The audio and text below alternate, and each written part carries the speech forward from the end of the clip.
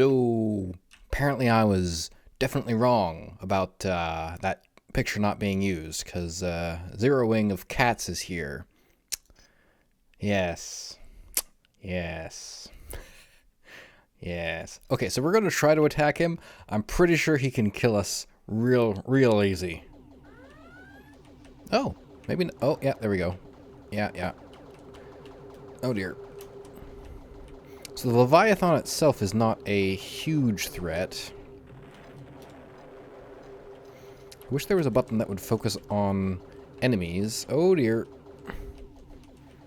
Wow, okay. This actually...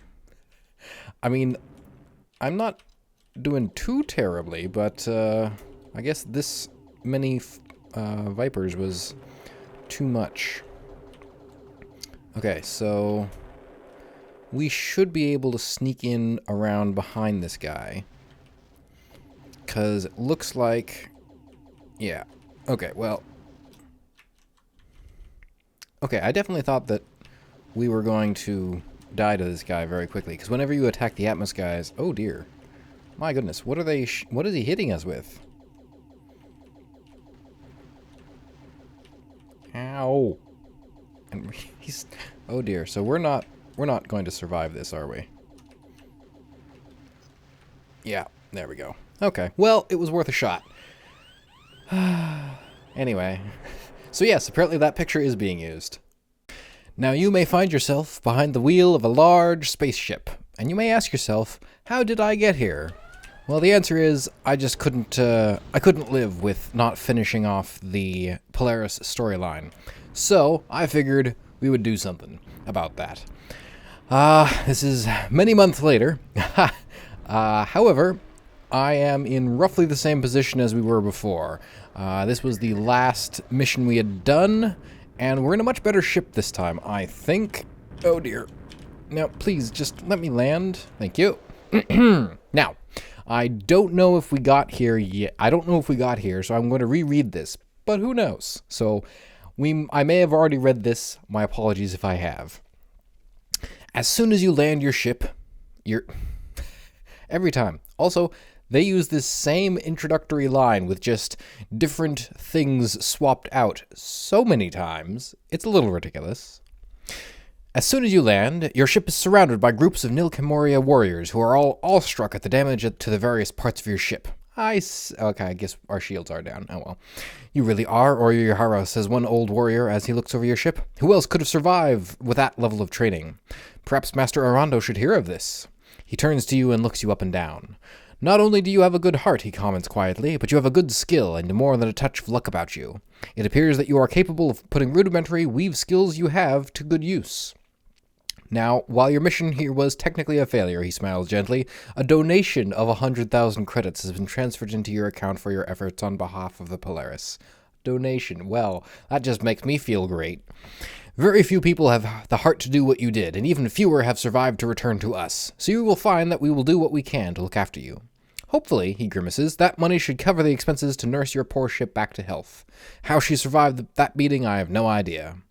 One final note, he finishes seriously. Apparently Miranda wants you to continue keeping an eye on the mission BBSs around the place, in case she needs to contact you. Ah, yes, I do kind of remember this. Yeah. So there are actually two ulterior motivations for having done all this. The first being that I wanted to go through, well, since I dug out the tools for modding and was able to manipulate myself into getting the Polaris storyline, so that was easy. That wasn't the motivation, though. Part of it was I was interested how various dialogue options would change if you were a member of the Wild Geese, and pleasantly, they did. The other reason is, if you recall, we're asked by the Glytech folks to go and steal some Polaris technology for them, and I just really want to go do that mission while I'm in a Polaris ship. However, now the last mission on the previous episode ended with... Oops, that's the wrong button. Ended with us landing at that at that station, and somebody comments something about our Polaris technology. Now, the amusing part about that is we don't have any Polaris technology. I haven't upgraded this ship because it would be a waste of money until we can actually buy any of the capital class ships. I almost bought the jammer, but honestly, we just run away from the missiles. We don't try to jam the missiles. Where are we going? Why was I plotting a course that way? I have no idea. I think we actually want to go up this way. I also realized that there's actually a split path for the Polaris storyline. You can either negotiate with the Wraith, or you can essentially look at them and study them and never try to contact them. And both times I've done this now, I've gotten the study them but not trying to contact them one, which I thought was a little interesting, because the first time I got the Polaris storyline, I got the other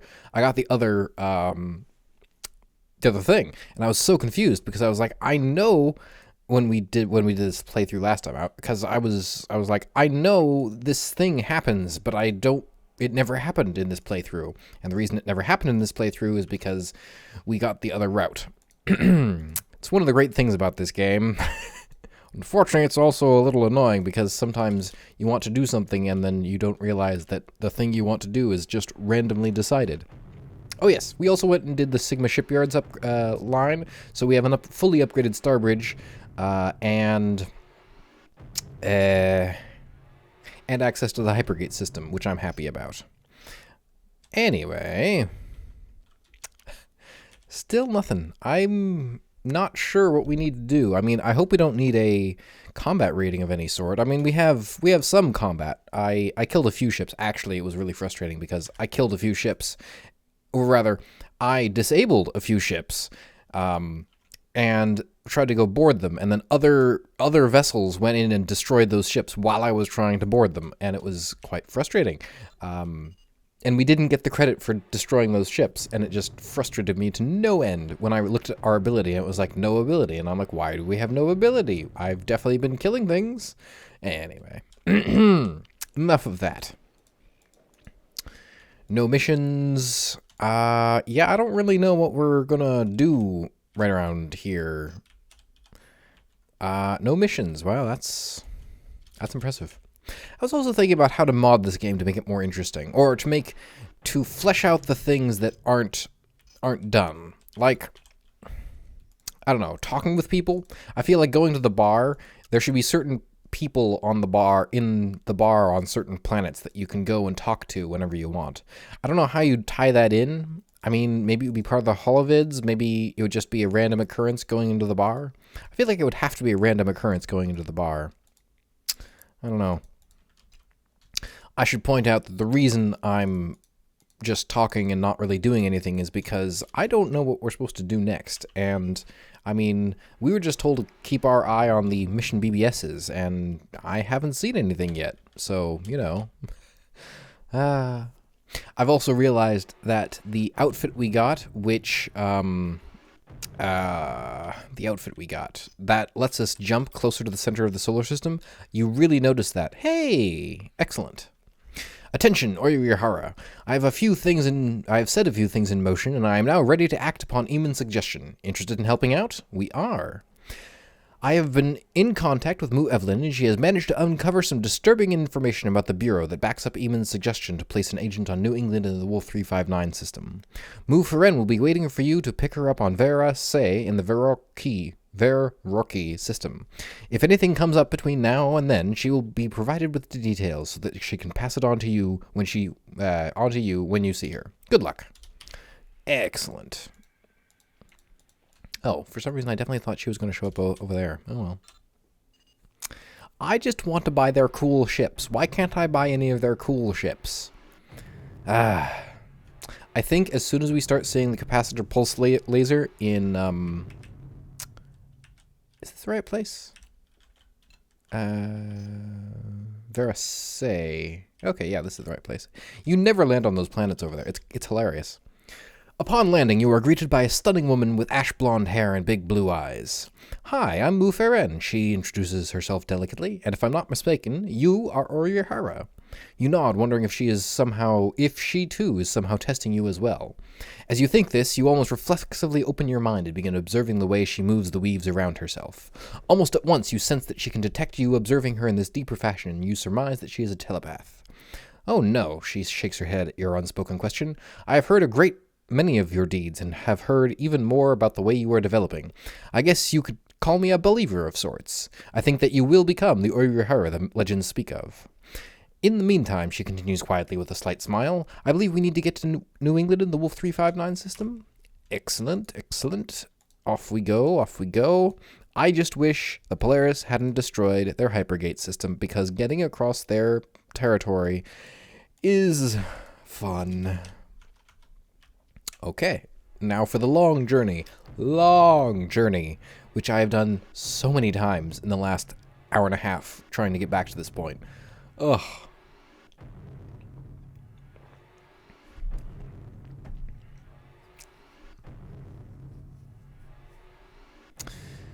Well, once we finish this, I really won't have anything left to do. I mean, technically we could play through the other 3 storylines, and I've only gone through the Auroran and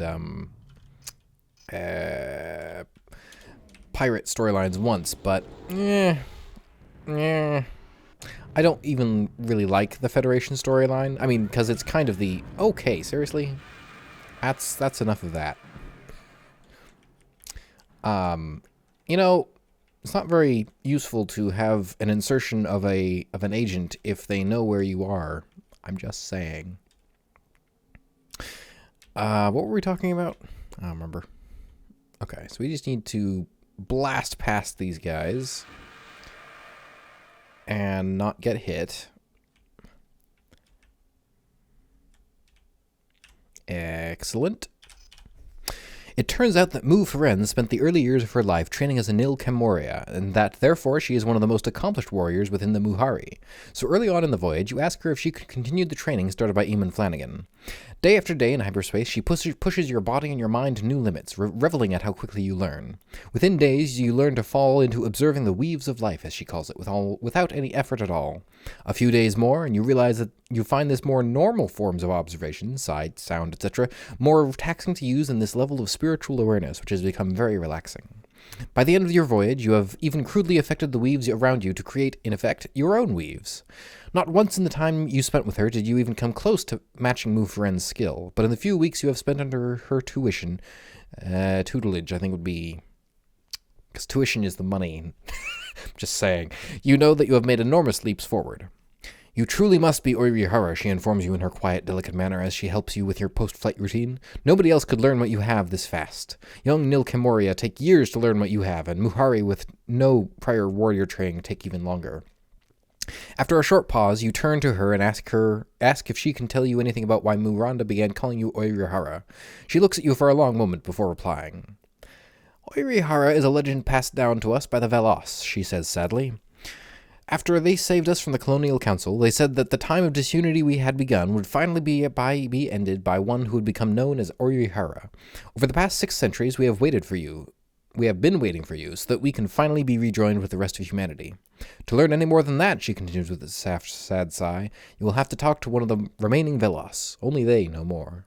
You watch on, bemused as she casually walks away. That just kind of leaves us with nothing to do, doesn't it? Well, at some point, we will be able to buy the capital class Polaris ships. And then we will be able to spend all the ridiculous amounts of credits that I had to get.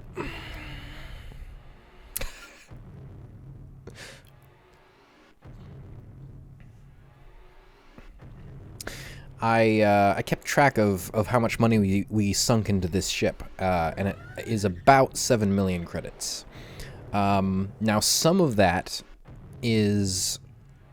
was wasted because I bought some upgrades and then bought the C upgrade, and that cleared out the upgrades I'd purchased from before that. So that was kind of frustrating. As you slowly walk down the ramp, practicing your weaves as you go, you sense a familiar flow coming towards you. You look up to see the deep auburn hair and happy smile of Miranda as she enters the bar. I see you've been working hard, she compliments you regarding your new abilities. Every time I meet you, you seem to have noticeably improved. But that's not why I'm here, she shakes her head, losing her smile. We have discovered that New England is the secret headquarters for the Bureau, and, with a little digging, we have managed to verify quite a number of claims made by the rebels regarding the actions of the Bureau. I will spare you the details, but it isn't pretty. Many of the things done by the Bureau can best be described as sickening. Anyway, Miranda continues, shaking off her grim mood, we need someone to head over to the rebels and inform them that we are prepared to open diplomatic ties with them. Interested? Why, yes. I knew I could count on you, smiles Miranda happily. You are always prepared to help out. Getting back to the point, she grins, tell the rebels that we are prepared to allow them to send a single diplomat to stay on Kellar-E, along with whatever staff he or she needs. All the normal diplomatic rules apply, diplomatic immunity, and the like. While you are there, she laughs quietly, you can tell them to stop trying to hide their copies of our dragon. We don't mind that they have started producing them, as they are probably the least combat capable of all our craft, and we have no problems with helping out our friends by allowing them access to the original schematics. We are, however, very interested in finding out how they managed to get the plans in the first place. Another thing, Miranda continues more seriously, avoid all Federation vessels as much as possible. Now that we know more about the Bureau, we know that they have access to the sensor logs of all Federation vessels. Interesting. So they know that I have a Federation vessel, but if I had a Polaris vessel, they would probably say the same thing, which is ridiculous. Let's see. That's not what I was going to do. I was going to say, this dragon, you're saying this is the least combat capable? What about the Manta? I'm just saying. If we're talking about combat capable... Okay, so we could stop off at Kania, because we can just barely make it on a tank of gas. But I think...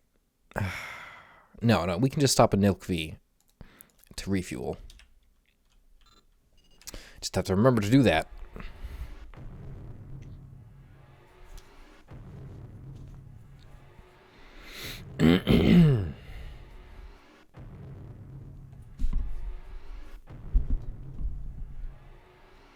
Okay.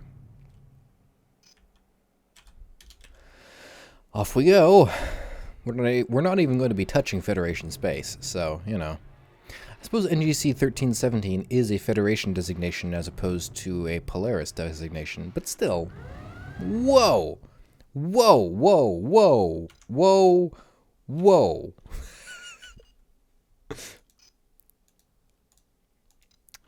Okay. Well, okay then. That was fun. This could be problematic. Yes, this could be quite problematic, actually. Yep, nope, we have to, we have to reload a save here, because we're not going to sit there forever. Oh, good. I forgot we had stopped off there. Yeesh. Those stupid ion cannons. The Polaris are the only things that that defeat those, really, or outpace those in damage potential, I should say.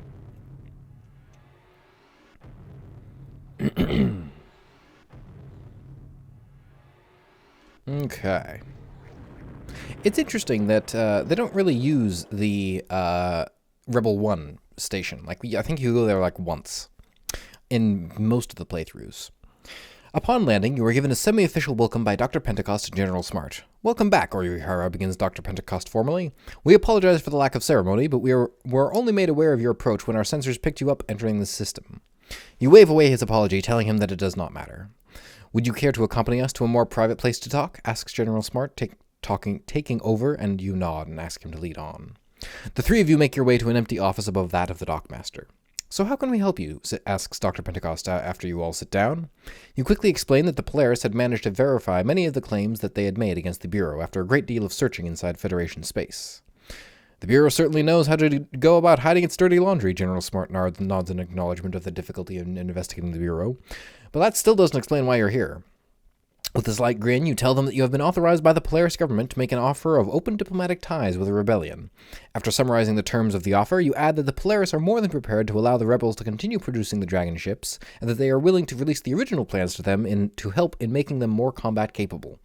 Both rebel leaders have the good grace to look a little sheepish.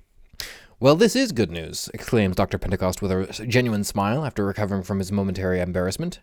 "We would definitely like to open diplomatic ties with the Polaris, and the terms don't seem to be unreasonable. However, we cannot make this decision without talking to our fellow leaders, and we will need a couple hours to talk to all of them. If you could wait for us in the bar, we will have your answer for you in, say, 2 hours?" You nod your head in agreement and take your leave of them. As you sit quietly sipping your second drink, with your new powers of observation, you sense the imminent arrival of Dr. Pentecost and General Smart. When they enter the room together, you can tell by the weaves around them that they are both very happy. You guess that the rebels are excited that someone has not only independently corroborated their findings, but is prepared to help them in their struggle against the Bureau. As the two of them walk over, you sense that everybody in the bar has turned their attention to you. "We have spoken to the rest of the rebel leaders," Dr. Pentecost begins formally, "and we have decided by unanimous vote to accept the Polaris offer to open diplomatic talks. The first ambassador will be Dr. Pentecost himself," General Smart takes over, "but once he has set up our embassy, he will be replaced as he is far too valuable to the cause to be away for long." "Well, I'm ready to leave as soon as we can. Shall we launch?" Dr. Pentecost asks you seriously. Without batting an eyelid, you answer that the Polaris are prepared to begin whenever the rebels are ready. "Then you can pass a message on to them that we will need a few guides," he replies quietly, "to show us a way to and from the Polaris capital. You smile and ask if it would be possible for the lead elements of the embassy to be loaded aboard your ship, and that a rebel ship would follow you from here to Kellar-E in the Kellar-E system. "Good idea," agrees General Smart before turning to Dr. Pentecost. "How long until you can be ready to leave with what you need to start putting together the embassy?" "A few hours," Dr. Pentecost replies, "no more." You stand up and say that you will be waiting on board your ship to help with the loading of his equipment. With a nod to the two rebel leaders and a quick look around the rest of the patrons, you head out of the bar, aware from the weaves emanating from everyone in the room that they are all very happy with the outcome of the impromptu meeting. And now we have to go all the way back. So the worst part about the Polaris storyline. I think we can make it there on one tank of gas. We might not quite make it. I think it's rather amusing that they chose to take a rebel dragon as their embassy ship.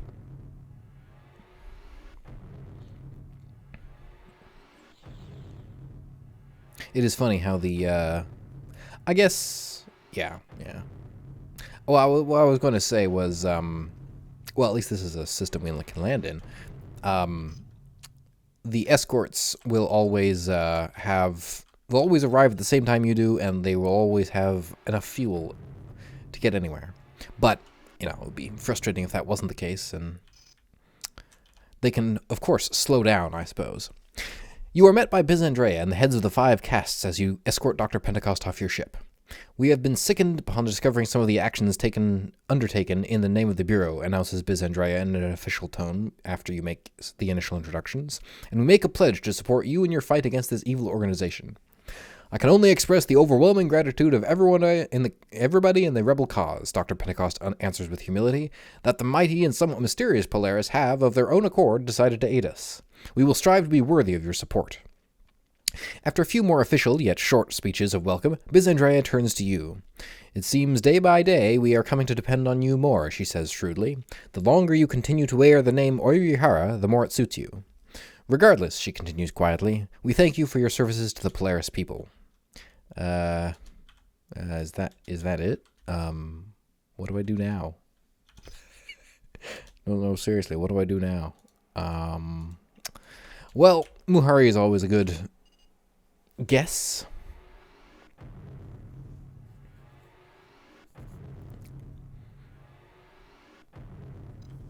Oh, I haven't sold my Polaron cannon yet. I guess there's no reason to sell the Polaron cannon. Well,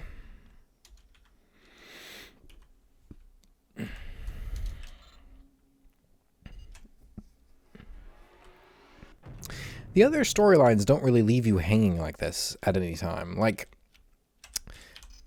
I suppose the Rebel storyline does say, hey, go do this for a while, but anyway. As you go through your post-flight routine, you with your new powers of observation, you expand your awareness out into space around your ship, and you immediately sense the familiar echoes that indicate that Miranda is waiting for you outside. When you finally finish, you head out to talk with her.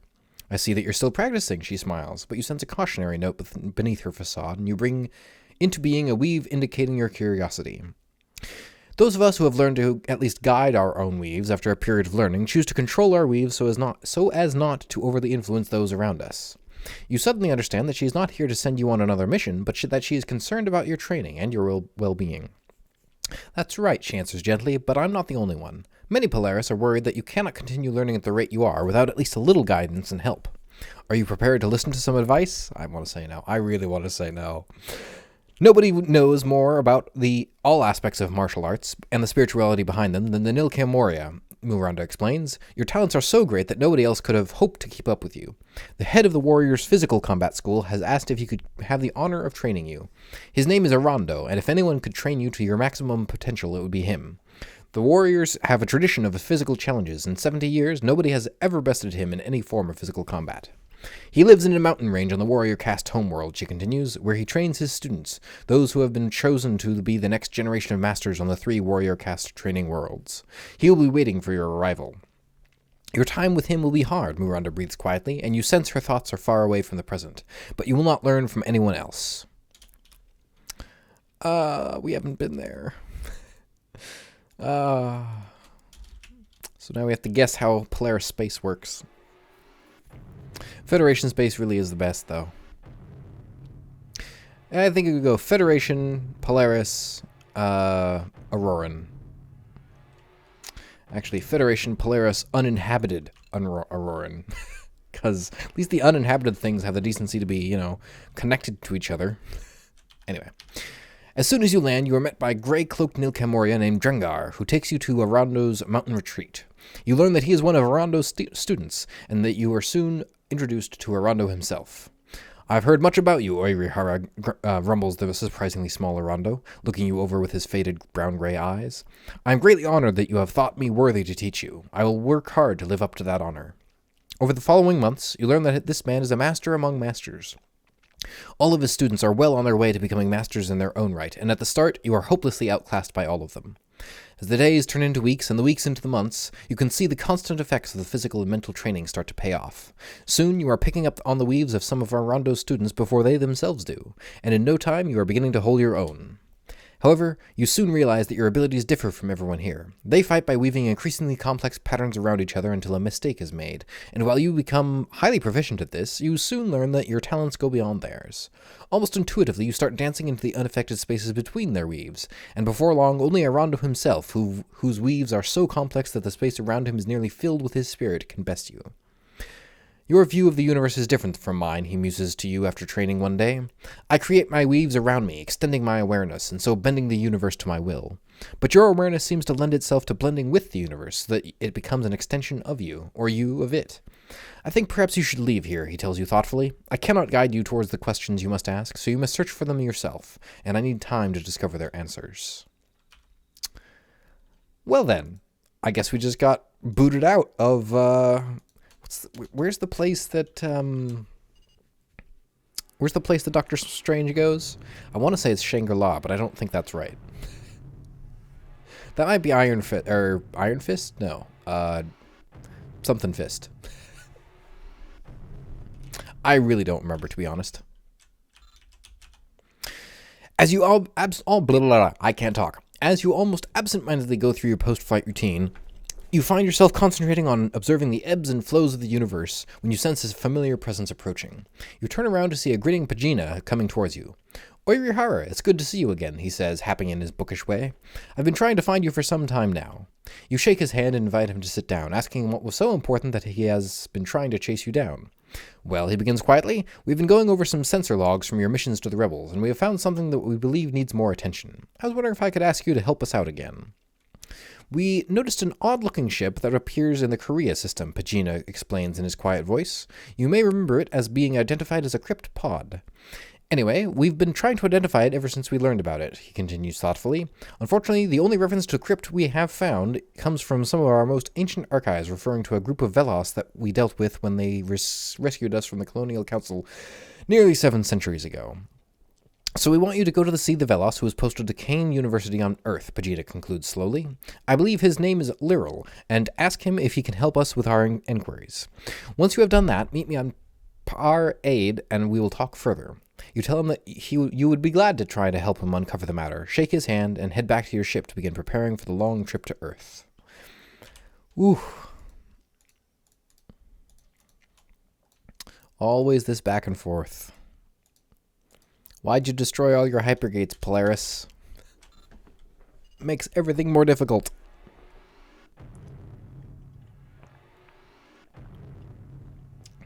And when can we get your good ships? I want your fancy ships.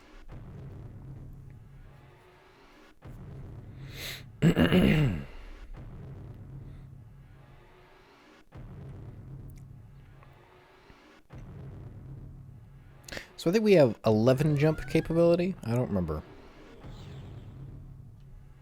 Technically, we have 1 extra because it... oh, that doesn't help. Oh my. Okay, really? Really? Is this really necessary?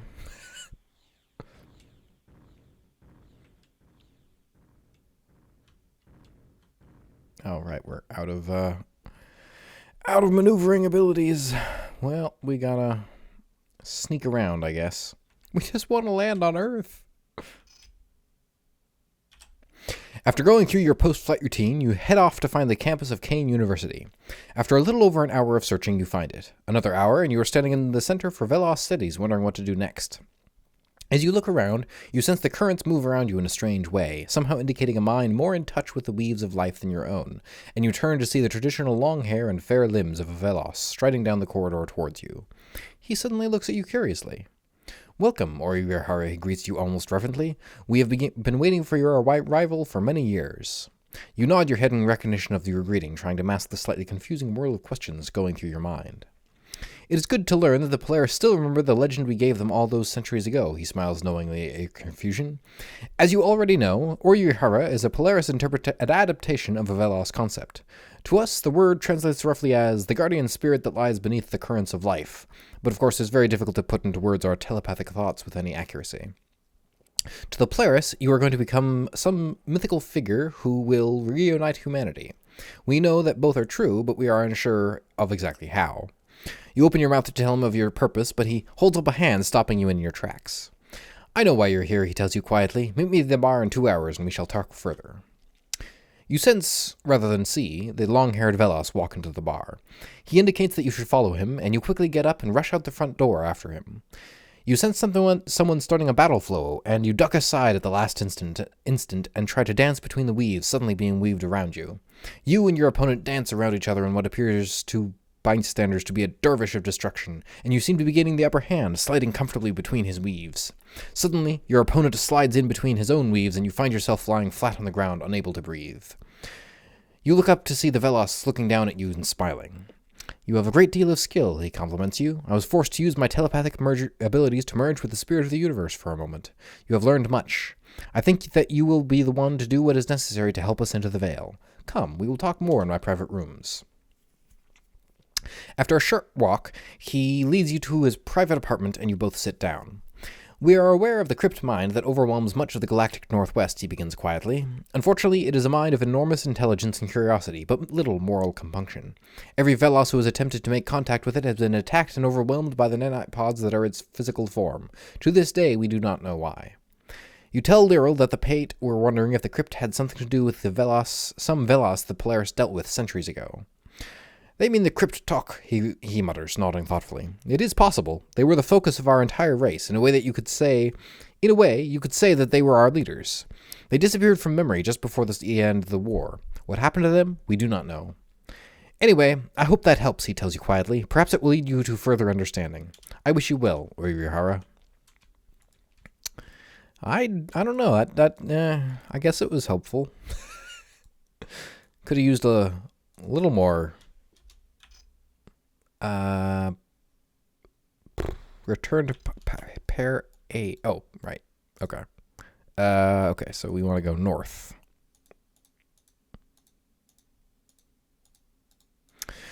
So many jumps. You know, we keep getting attacked by these rage gunboats. It's ridiculous. Why are there so many of them? Why are they all angry? My goodness, why are there so many of them? Oh, probably because Lyral told them that we were here.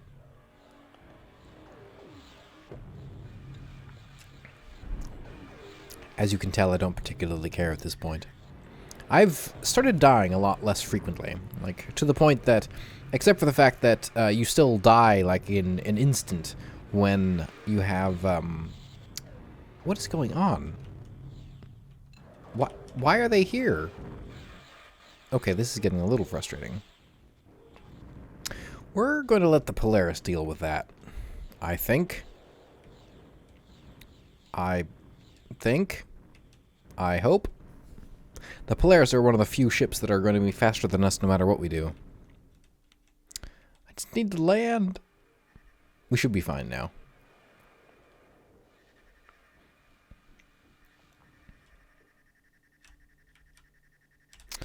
I just want the yeah, I want one of those ships. Well, actually, I don't want one of those ships. They are my favorite ship, but they also aren't the best ship, and I want to get the best ship. And then soup it up.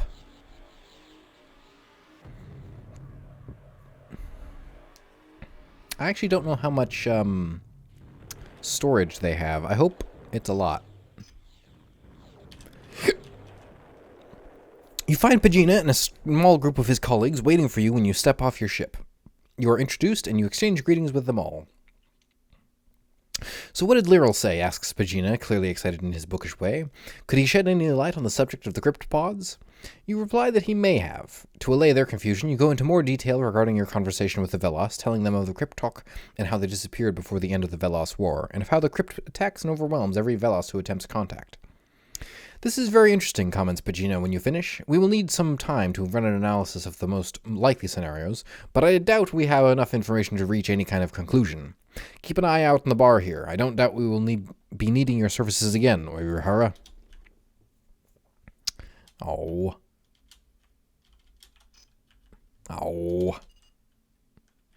Fine.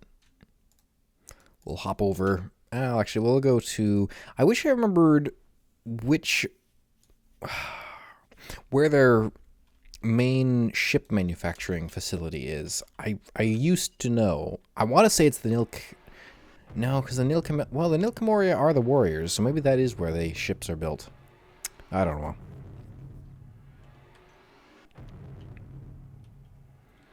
I just want a raven.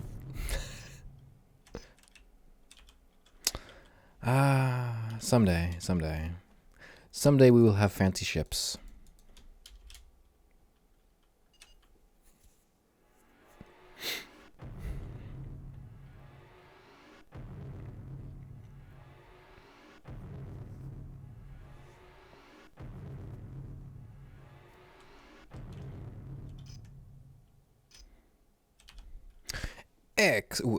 Arando. Interesting, okay. You were surprised to sense Master Arando... Well, yes, I was surprised. Arando waiting for you as you bring your ship into dock. The weaves around him suggest a deliberate sense of urgency. You quickly go through your post-flight routine and head out to speak with him. It appears that a large fleet of Auroran ships is attempting to smash through our borders, he informs you quietly. I think that it may be beneficial for your training if you participate in the defense of our nation. Are you willing to risk your life for our people, he asks seriously, his weaves showing his desire for you to do so. Once again, you have lived up to your name, Oirihara, he comments shrewdly, proving your worth to the Polaris people. Our long-range sensor readings show that this fleet will reach the Nil-Ikro system soon, he informs you solemnly, and while in many ways we admire their roar and warrior ethic, we know that they respect strength above all else. If we do not drive them off decisively, it would only make them try harder. So make sure that none of their ships escape from the field of battle, he concludes plainly, and when you're finished, return here. I'm just saying, you don't actually need my help. Have you seen your ships? Oh, okay. I was like, why is there a Velos here?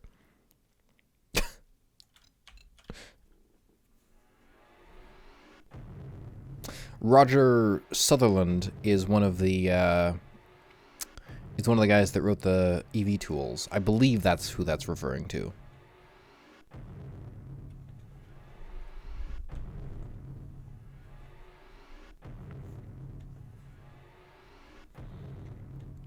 Almost there. Okay. You know, if you know there's a fleet coming, I would have had some Polaris ready to go. But maybe that's just me.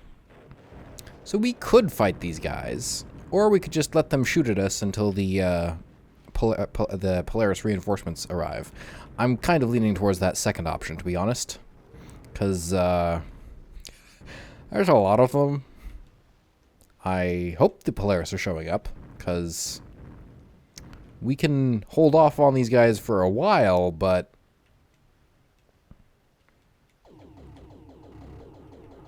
yeah, that's too many things. That's too many things.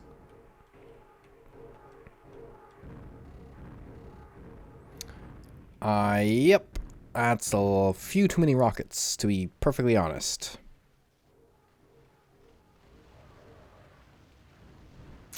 So, Polaris, you wanna send a backup? Because right now it kind of looks like I'm the only person here. Okay, not the only person here. Oh, good. 3 mantas. That's how useful. Oh, and a striker. Excellent. That's definitely going to save us, I can tell. Yeah, until they run out of missiles, we can't really go in and fight them. And they have a lot of missiles, if you hadn't noticed.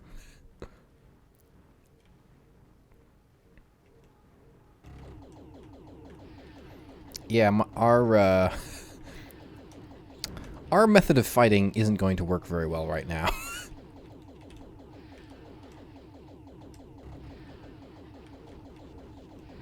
Yeah, that's too many things. Too many things. We might try landing, I suppose. This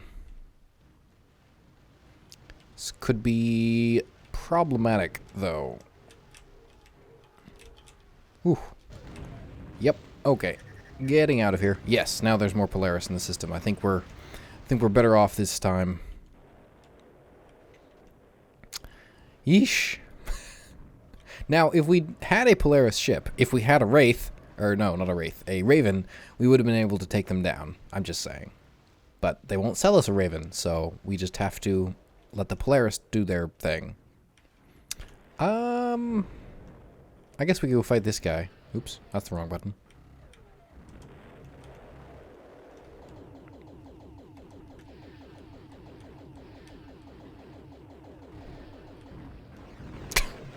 You see that? One hit from that just took out on the rest of his abilities. Like, it's ridiculous. Okay, I don't know what we're supposed to do now. Return there, apparently. I mean, I'm happy to do so.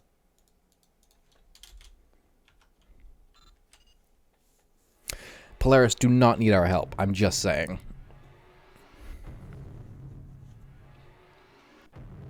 In a Starbridge, we're not much help. I mean, we can survive, that's about it.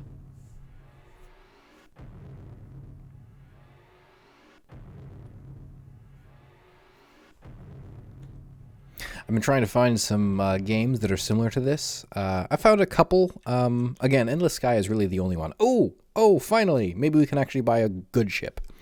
You find yourself almost waking up as you fly into dock. You became so involved in the ebb and flow of the battle that you lost all sense of self and started to become one with the fabric of the universe. The weaves created by both sides had almost no meaning for you as you casually slipped between them all, somehow fading into the universe. Master Arando looks deep into your eyes as you exit your ship. I see that you are learning some of the answers I could not give you, he nods thoughtfully. That is what I had hoped. He shakes his head before quietly smiling, his face full of solemn pride in you. Now that you have showed that you are willing to risk death for the Polaris people, he informs you with quiet happiness, the Nil Camoria have accepted you as being Orihara, and are willing to allow you access to all their technology and ships, even the Scarab. The Raven's way better than Scarab. Well done. I look forward to meeting you again when the next opportunity to continue your training arrives. And they have no good... Yeah, that's... Actually, let's land here, check the bar. Okay, nothing in the bar. Yeah. Well, let's go to KLRE. I hope they sell the Raven. Or at least some ships. Otherwise, we will be going around a bit trying to find where we can buy these ships.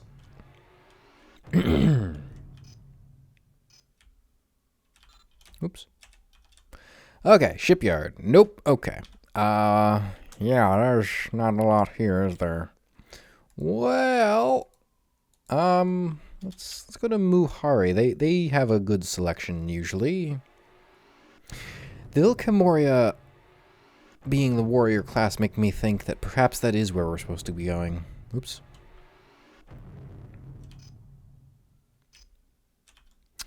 Yeah, okay, so... Okay, they'll sell us the Arachnid, which is fine, I guess.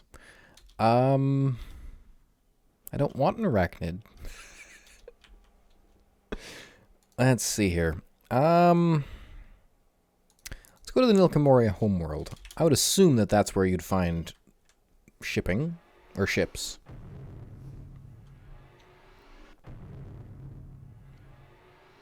Much like Muharo is the focus of the Muhari.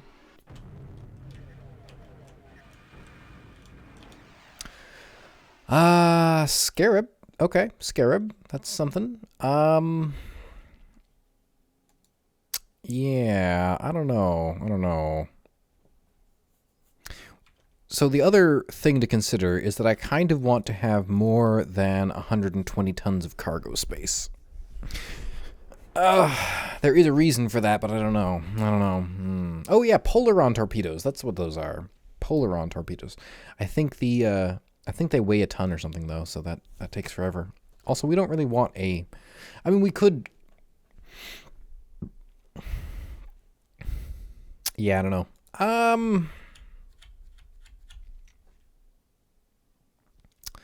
Yeah.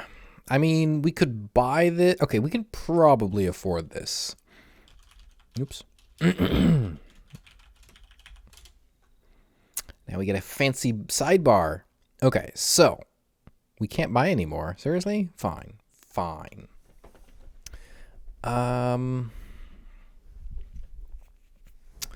We might want some of those. We definitely want some of these. I do want some of those. I do want that.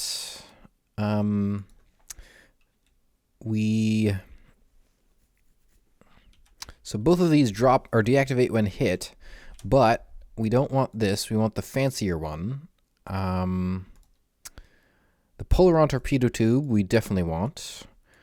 We're getting 2 million credits back from, well, 1 million credits because it's 50%, I think. 1 million credits back from that.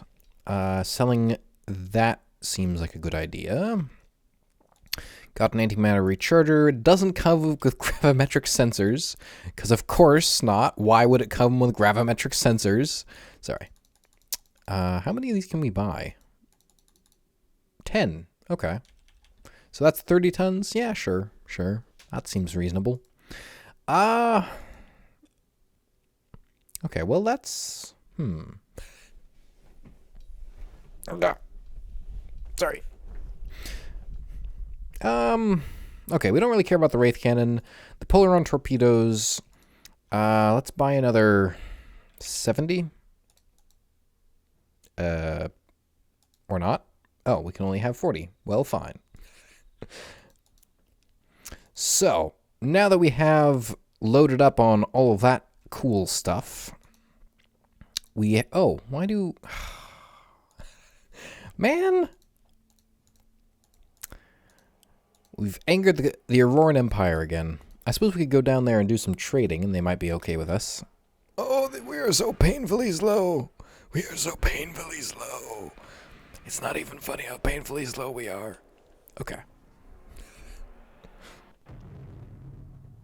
It's pretty painful. I'm not gonna lie. Really, really, really painful.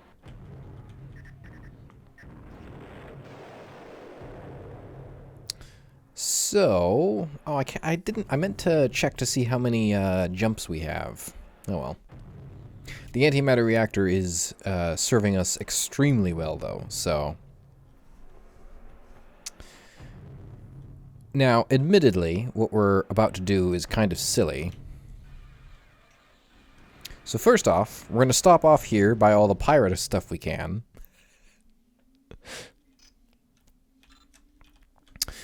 Okay, what do we got here? We got a pirate jammer, we got a sensor boost. Definitely want the sensor boost. I mean, we do want the sensor boost. It's kind of silly, though. 7 tons? 7 tons? That's not right.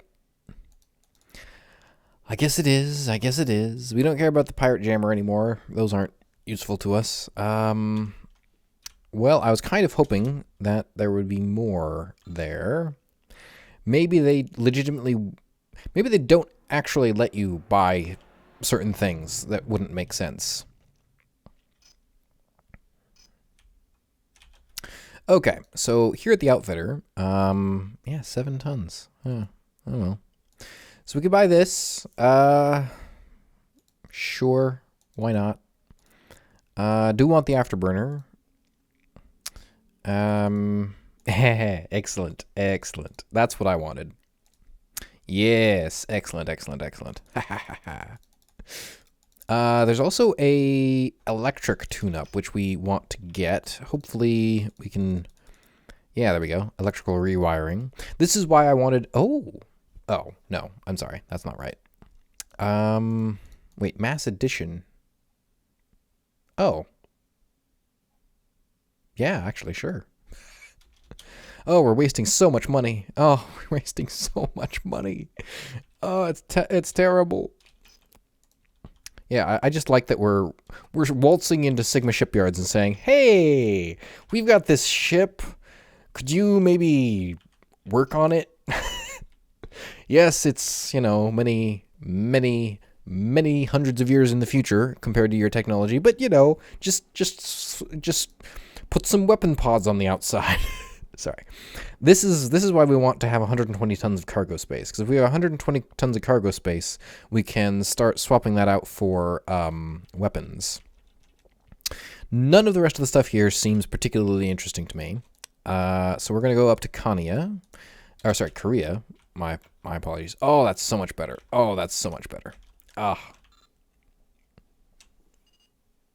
I think we also need to drop by Glytech.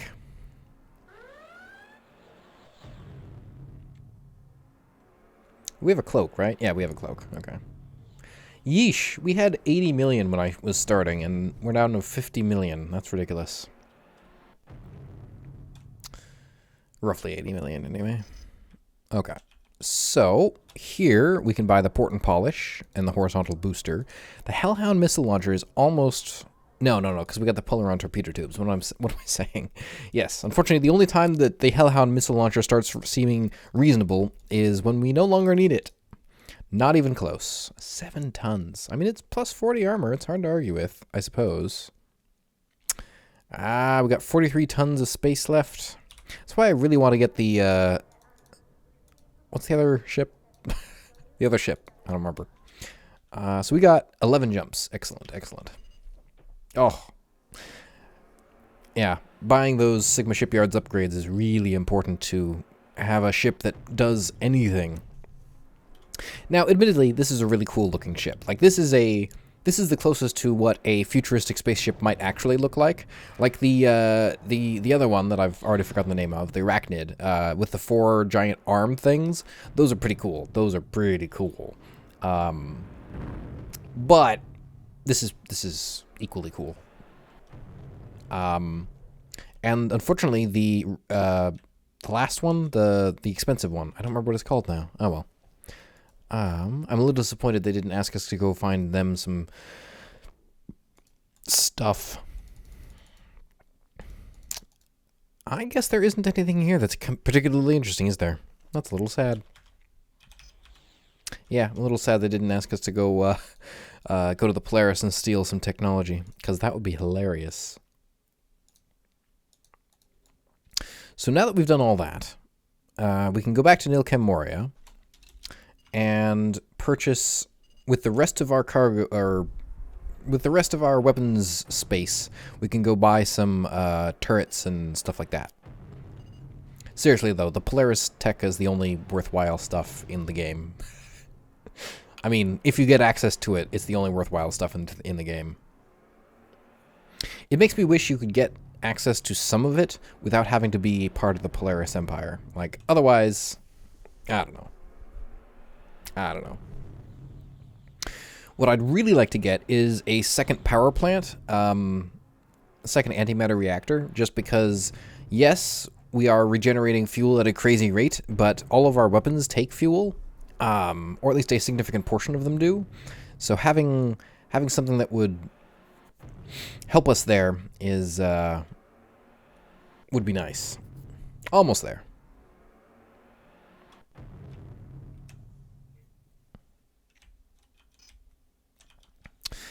Well. Okay, so the capacitor pulse lance. What did I say? We wanted to get a antimatter. Oh, we can't have any more. Yeah, I suppose we'll go for... So, speed plus 20, acceleration 25, 3.75. Yeah, it's probably worth it. Oh, we can have more than one. Oh, that's actually really tempting. No.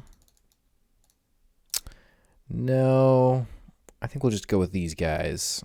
Can't hold anymore. Oh, we can't hold anymore. Man, that's frustrating. That's very frustrating. So...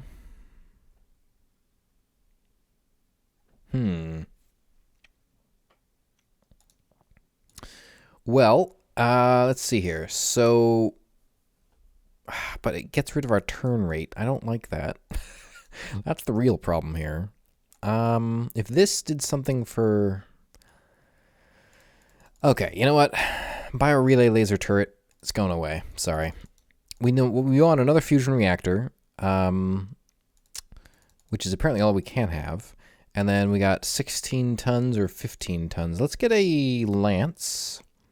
Then we have 7 tons remaining. What can we do with 7 tons? Oh, pity. Pity. Very pity. Quite a bit of pity. So we got 300,000 of these, or 30 tons of those. Shield plus 40. Shield plus 40? That's ridiculous. Yeah, nothing else is really calling my name here. I guess we'll live with having 7 tons free. Yeah. We are now a ridiculously well-outfitted ship. Like, it's a little terrifying how well-outfitted this is. We should drop by Muhari first, just in case. Oh, yes, yes. But also notice we're down to 50 million credits. Part of that because I purchased the wrong thing and then changed my mind. Look how fast that is. Like, we're regenerating fuel almost as quickly as we use it. Pretty much exactly as quickly as we use it, in fact. Excellent. Yada yada yada.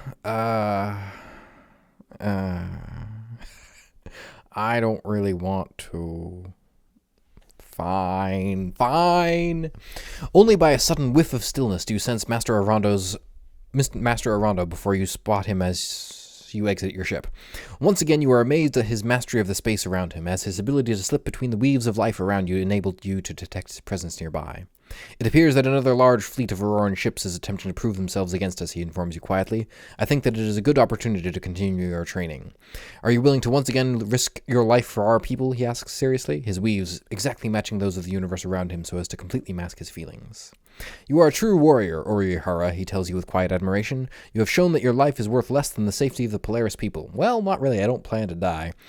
We believe that this fleet will reach the Nilcam Moria system within the next several days, he informs you solemnly, but we can but admire the Auroran warriors. We can but admire the Auroran warriors in their efforts to prove themselves as worthy adversaries, but we cannot allow them to cross our borders. If we do not drive them off decisively, it would only make them try harder.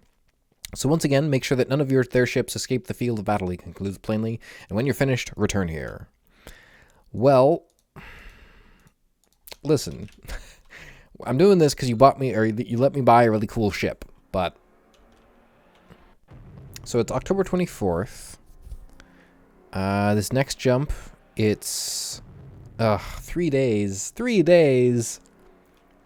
I don't remember how, but somehow you can get a multi-jump thing. I think that may only be if you get the right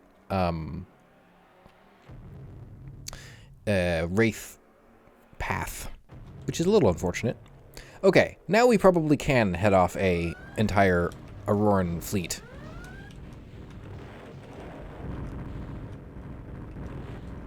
I mean, it's still not a great idea, but yes. Many, many things. Yeah, we can probably take these guys.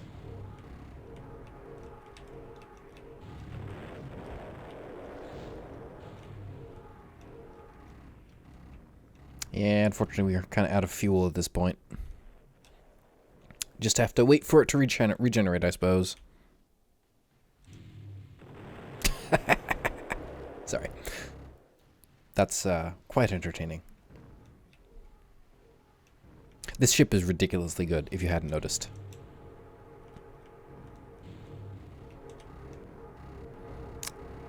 Okay, so we should probably get away from all that. The Aurorans probably absolutely hate us now. No, not terribly, I suppose.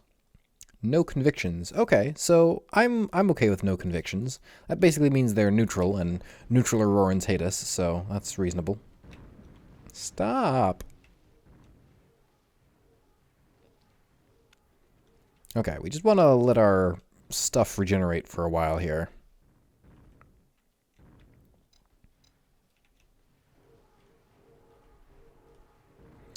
How do they have more... Are you really going to make... Yeah, it's... Are you really going to make us fight off this entire armada? Because now we legitimately can, but I don't want to. My goodness, there's just so many. Are there better ships you could be fighting?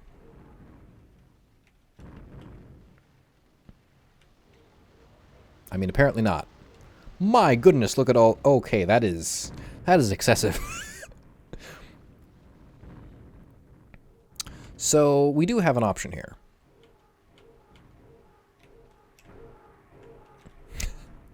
Because, let's see, shields 33, armor... Okay, so we are hitting him. Oh, dear. Oh, dear.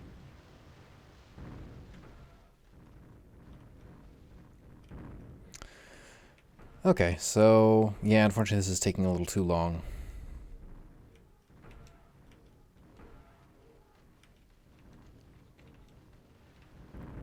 Whoa, whoa, whoa.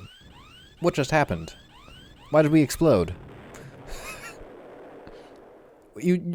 What? No. We had... we just went from half health to 0. Well, half armor anyway. Ugh. Okay, so we're not going to be quite as foolish this time, because I just wanted to prove that we could fly through the center of a Auroran battle fleet and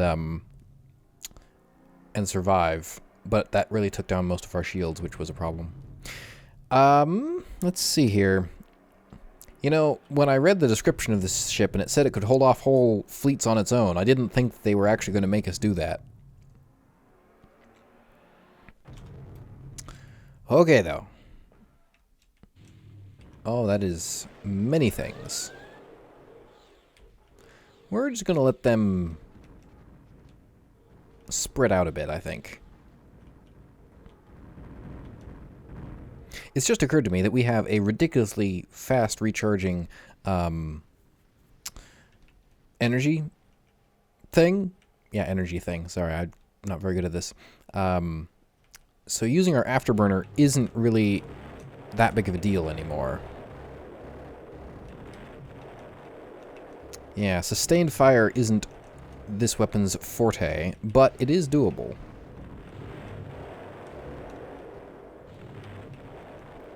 Yeah, unfortunately we're out. We've only really gotten rid of the small ships at this point. But we have plenty of shields, so really we just have to wait for regeneration. Oh, stop that. Yeah. Okay, this needs to stop, really. This is excessive.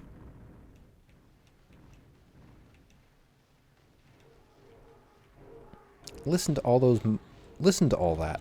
There's just too much. It's too much. Ugh.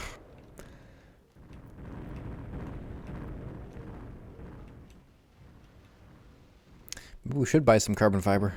I mean, it won't do us too much good, but it'll do some. My goodness, look at all this. Look at all this. Okay, this is... Yeah, this is something.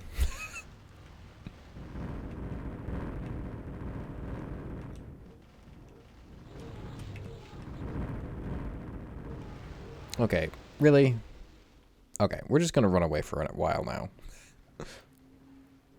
Oh, that's right, because we're not very fast anymore. That's unfortunate.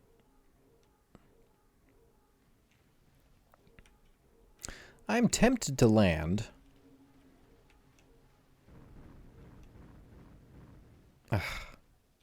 Yeah, our speed is really becoming a problem, unfortunately.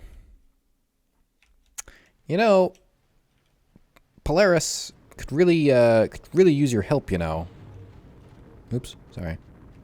Stop that. Okay, so now we run away. Run away.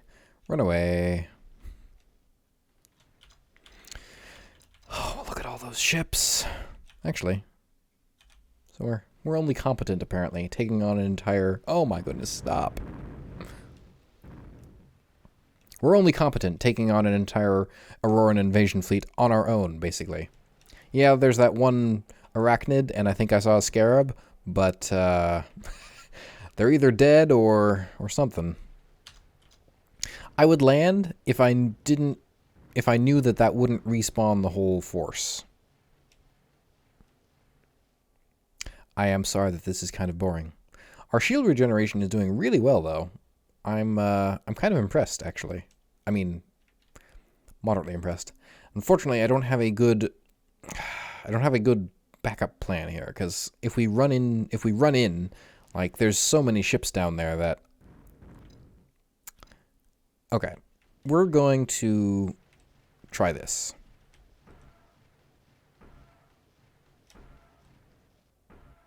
So, yeah, that's it's taking down his... This isn't ideal, but we can use these to whittle down... Yeah. My goodness, stop. Do something!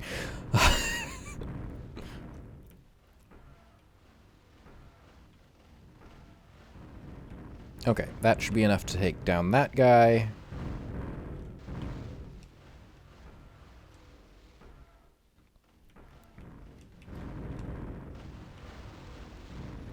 Okay.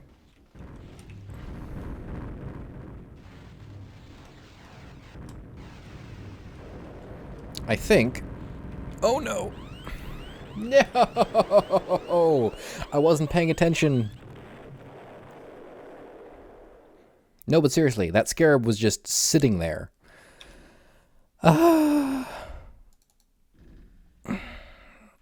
Okay. We can do this. We can definitely do this. I should have said no. I should have just said no. Like, I should have asked a question.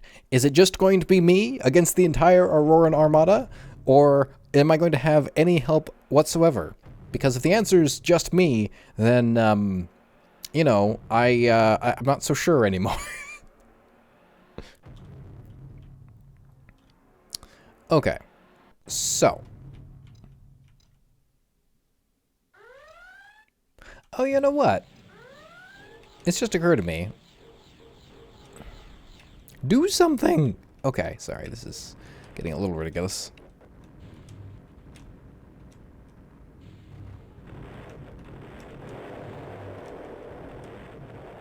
Okay.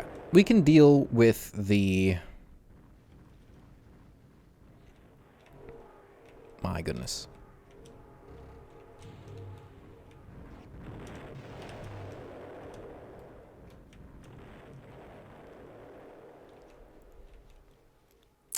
So it occurred to me that we have crazy high power stuff.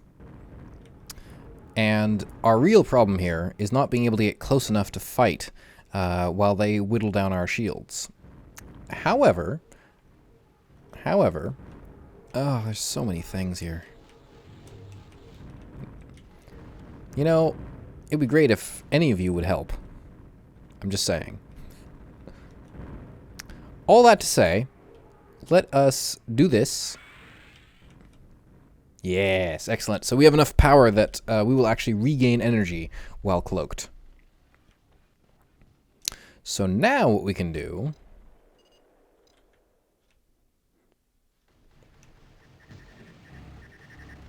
Wait, are they jumping away? Because that would be rather frustrating. Okay. In any event, what we're trying to do here is cloak, get in close, do a strafing run, and then run away. I hope they didn't jump away, because that would be rather frustrating.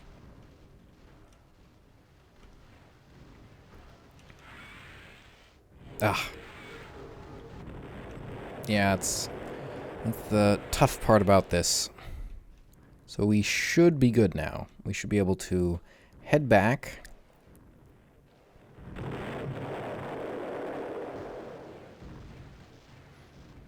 We are a little too slow.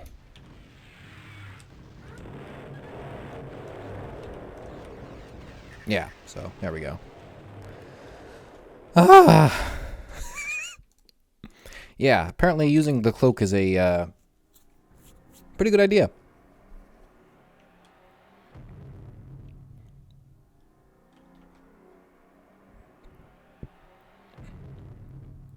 It's amazing that we are able to regenerate fuel just about as fast as we use it.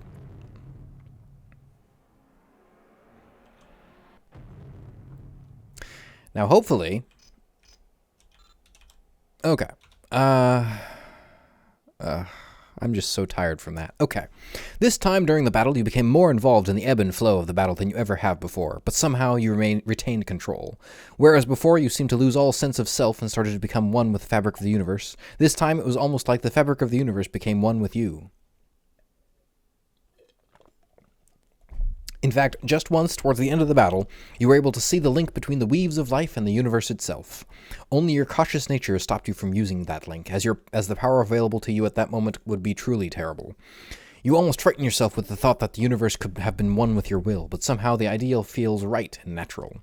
You shake yourself out of your reverie and you guide your ship into the docking bay, and you smile a small, empty smile when you sense the familiar presence of Master Arando awaiting you.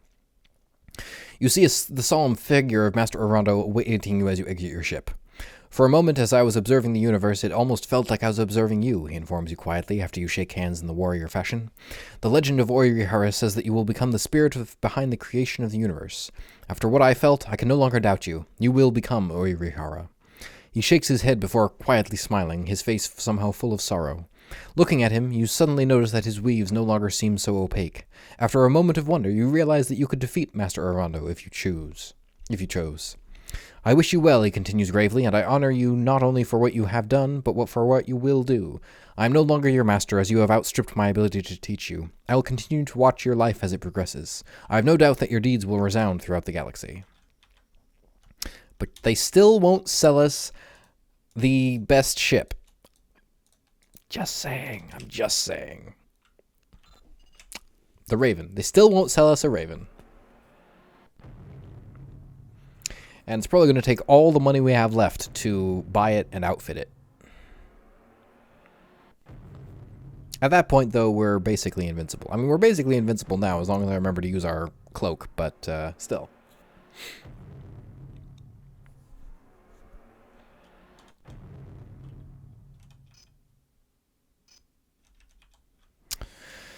Excellent. Before you even enter the bar, you can sense the tightly controlled weaves of a slightly worried Miranda.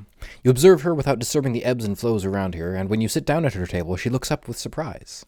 How did you get so close without disturbing the weaves? She asks, slightly startled. You smile quietly and jump between her weaves and twist them around her. You really are Oirihara, she whispers in awe. I had heard that Master Arando had said that you had moved beyond his capability to teach, but I could hardly believe that such a thing in so little time. He is possibly the greatest warrior in our history, and for him to admit that you could master him if you chose is almost unbelievable, but now I see that he was only speaking the truth. She shakes herself for a moment, recovering. The actual reason I'm here is to ask for your help again, she tells you sheepishly. We need someone to help scout out Auroran space. Interested? I knew I could count on you, she gushes, happy again. She waves over a black-garbed Muhari and a grey-cloaked warrior whom you instantly recognize. Allow me to introduce Musentan, and I believe both you and Drengar were both students under Arando. You nod respectively to Musentan and greet Drengar with a warm smile and a strong warrior's handshake. As you all know, Miranda continued quietly, the Aurorans have been very active of late, and we are getting a little suspicious of what is going on. I went and had a chat with my old friend Eamon Flanagan, and he told me similar incidents have been happening along the Federation border as well. He also suggested that we make contact with the Dektakers, whom he also called the Remeritans, and the Haran House. Now, we have no idea where to go to make contact with either of these groups, she explains carefully, so it is up to you to find them and then open talks with them. I suggest that you start by heading south, perhaps to Kunjo in the Sender system, and ask for further directions there. I mean, each of the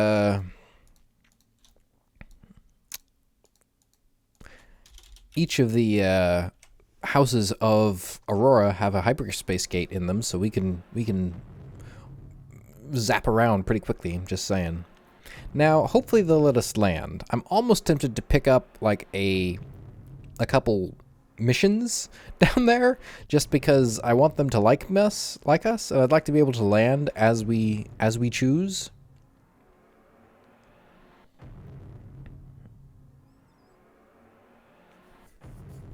Now, the one problem with this ship is that it's so powerful that if we ever have to disable something, we may have some trouble.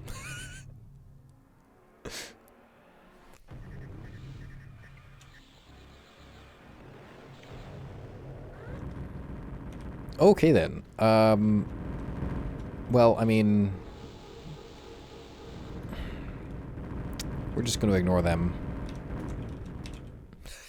You spend the days in hyperspace training with both Drengar and Musentan, who both seem eager to learn from you. You begin to realize that you are becoming something of a role model to most Polarans, and that quite a number of them have begun to emulate you. As you pilot your beloved Dugarol 3 into dark, you cannot help but shake your head at the idea that you should be the object of such reverence. Your reverie is interrupted when you sense the weaves of 10 very hostile men waiting for you outside your ship. Both you and Drengar exchange glances and immediately head for the hatch. You both step out to see 10 fiercely tattooed Auroran warriors who immediately spring to attack. You are almost surprised at how little effort you have to spend in stepping between their weaves and upsetting their attack plan. In a few short, graceful seconds, you remain standing in a pool of blood with 8 dead bodies lying around you. Drengar bows in awe of your abilities, and the watching Aurorans all look momentarily stunned at the speed with which you dealt with your challengers. Eventually, one of the onlookers steps forward and addresses you in Auroran, which you do not understand. Don't worry, Musentan mutters as he brushes past you. This is where I begin to make myself useful.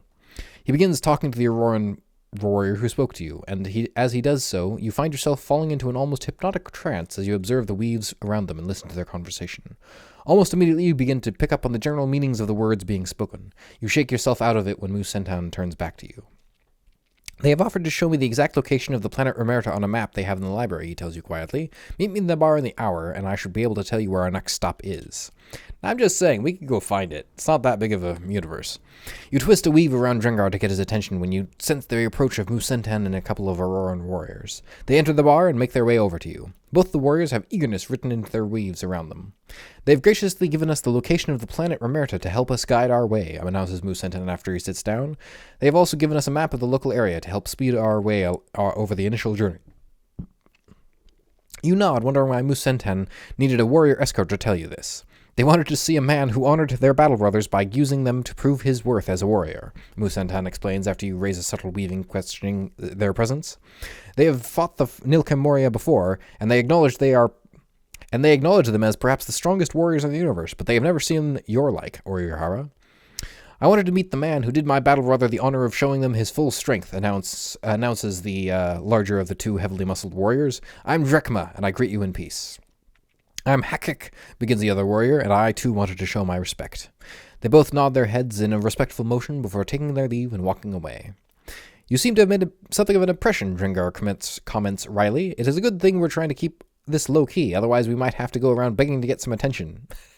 You chuckle at his humor before downing the rest of your drink and getting up. Taking their cue from you, both of the Polaris also stand, and the three of you make your way to your beloved Duke of Earl 3 to begin another long journey across the galaxy. It's not that long. Pimin. So I think we can just go to Tekkel. Because there's going to be a hyperspace gate there. I think. I hope. If I'm wrong, then... oh well. At least they're not fighting us this time.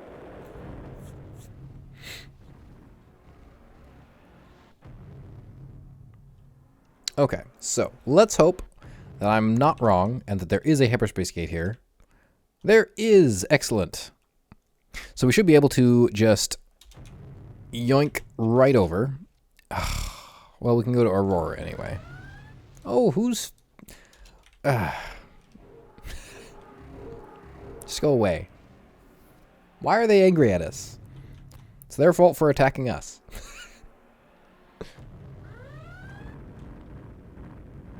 That is a lot of things. Oh boy. Listen, I could kill all of you, but I just want to land. Can I just land?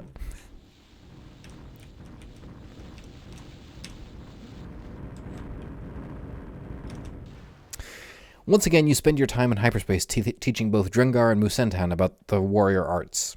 You find that the more you work with them, the easier it is for you to merge the universe with your mind and make it work for your will. Both of your students are awestruck when you reveal to them that the lucky weaves that seem to spring up of their own accord around you were really part of your creation. Once again, you sense a hostile reception waiting for you when you land, and both you and Drengar head to the hatch to once again prove yourselves to the Aurorans. Outside, you are met with 10 young warriors who immediately launch themselves at you, revealing the mastery of combat by throwing extremely complex weaves at you in an almost incomprehensible pattern.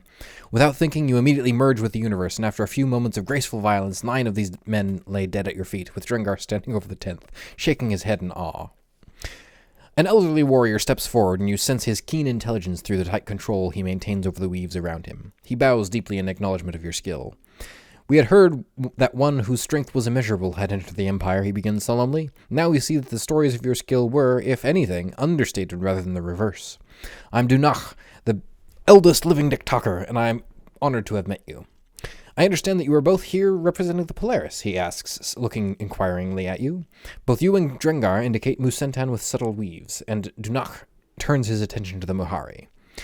We were told by a man named Eamon Flanagan that you might be the people to see regarding a few matters, shrugs Musentan quietly. Perhaps we could sit down and talk. Arkandar's honor is impeccable, nods Dunach. He waves Musentan over. Come, we will talk. I guess we wait in the bar, comments Drengar wryly, and you laugh. You sense that every warrior in this room is trying to observe you without making it obvious. You decide to merge with the universe and cause an enormous hurricane of weaves centered on you to appear as if by chance. You cannot help but smile at the astounded expressions all over the room. After recovering his composure, Drengar shakes his head, smiling. Stop showing off, Orihara, he chuckles. You sense that every warrior in the room is rocked to their very core with your display of mastery over the universe. Not long after, you sense the approach of Musentan. Well, things are getting interesting, he tells you after he sits down. I have learned that these Dektakers are a group of warriors that have no loyalty to any house, only to the Empire as a whole. From what I have been able to gather, the other warriors I have talked with, they are thought of very highly by the warriors of the 5 houses, which surprises me given that they don't seem to have much respect for each other. Now, getting back to the business at hand, Musentan continues, Dunach was unwilling to talk about what all the Auroran activity was about, but I could tell that he was a little more than suspicious about it, and not completely happy about it. He was, however, more than happy to give me the coordinates for the Haran system. He intimated that the Haran house might well be the best people to ask regarding the recent actions by the Aurorans, he explains in a low voice, leaning forward. Apparently they are the sworn enemies of the Moash house, who are of the First Family, which means that while they have pledged their support to the First Family, and they fight alongside the First Family warriors every day against enemies of the Empire, they actively fight against those same warriors trying to undermine the position of the Moash house. If anyone would be willing to talk to us about what's what's going on, Musentan concludes quietly. The Huron house would be it. So yeah, we could go there. Oh, they like us again. Weird. Whatever. I mean, as long as they let us land, I don't really care.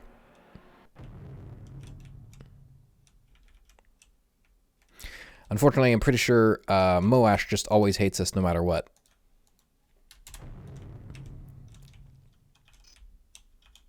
Once again, after many long days of training... It's the same day. I'm just saying, it's the same day. Oh, actually, no, I guess it was 6 days to get back to Aurora, so I guess there were 6 days. You sense a hostile reception as you maneuver your way into dock. As you and Drengar make your way out of the hatch, you are slightly surprised to see a single man, bare to the waist, with a stylized bird tattooed on his face and hundreds of other small tattoos covering his body, waiting for you. Your surprise evaporates when you sense the complexity of his weaves. The only time you have seen weaves like it were when you were in the presence of Master Orondo. I cannot defeat this man, states Drengar quietly, and you nod, indicating that he should remain on board the ship. You step out of the hatch and merge with the universe, sensing the patterns of your opponent's weaves around you. In a surprise move, he attacks with deadly skill. You are forced to draw upon all of your abilities to twist his weaves back in on him again and again, slowly forcing him to lose ground until, with a single movement of almost poetic power, you knock him unconscious. After a moment of stunned silence, someone calls for a bucket of water. A young warrior runs forward and splashes the unconscious warrior, who immediately awakens. He slowly stands and turns to face you. I'm Tekarak, Thorokir of the Huron house, he introduces himself, and until today I had not been beaten for over 40 years. You truly are a warrior among warriors. You nod, accepting his compliment, before introducing yourself and your two companions, adding that Musentan has a number of questions that he wants to ask the elders of the Huron house. Come this way, Tekarak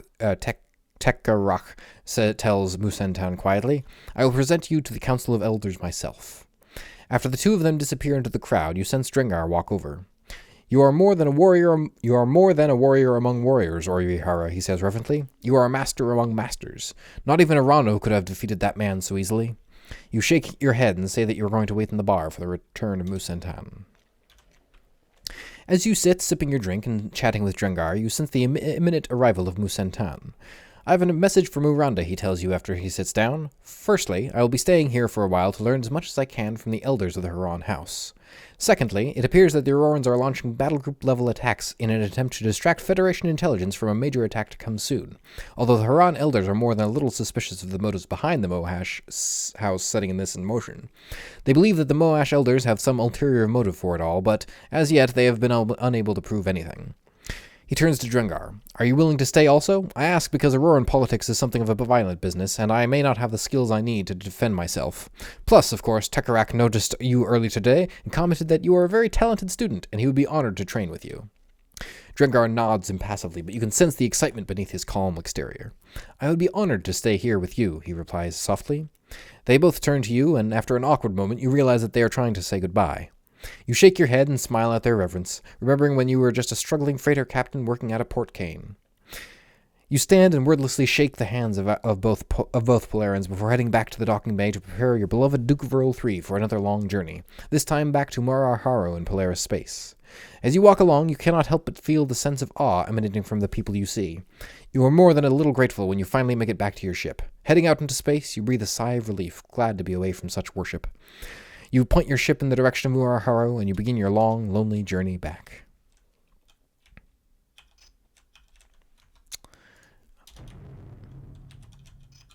Ah, no, come back.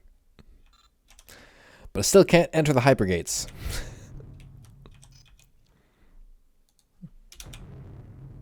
I think this is as far as we can go, yeah.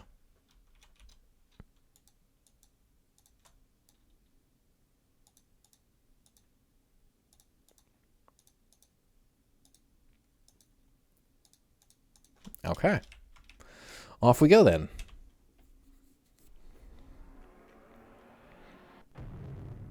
Yeah, Polaris ships are pretty good.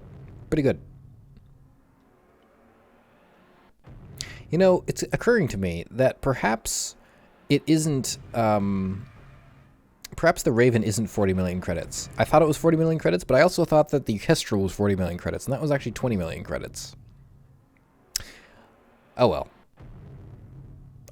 I just want a raven, you know? Just want a raven.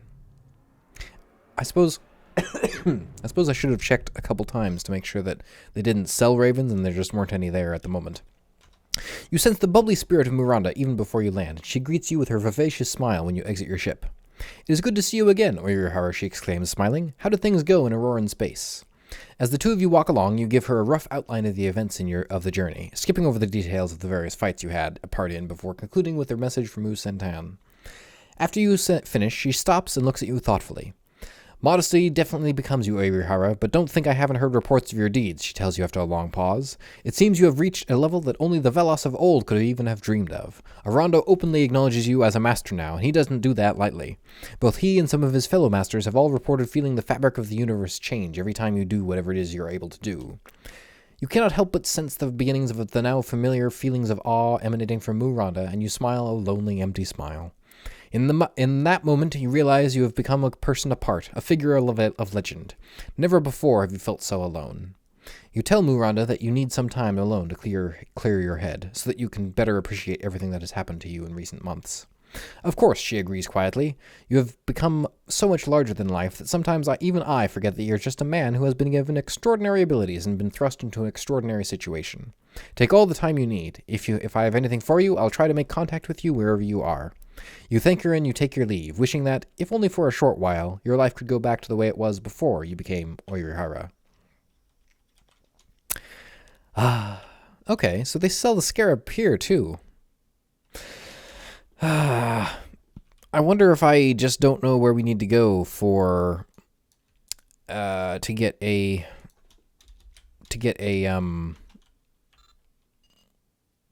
raven. And I cannot remember the name of ravens for the life of me, for some reason.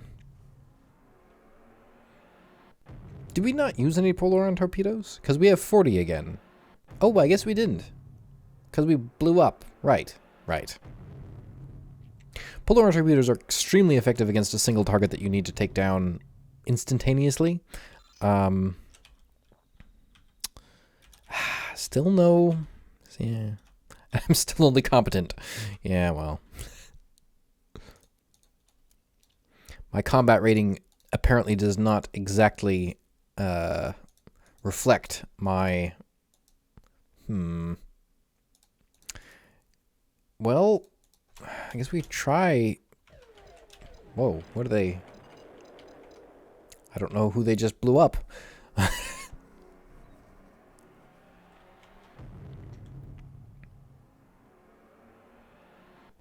Yeah, the 3-day jumps between systems is kind of frustrating. I don't like that. It essentially makes the rush deliveries that much harder. Almost impossible, I would say.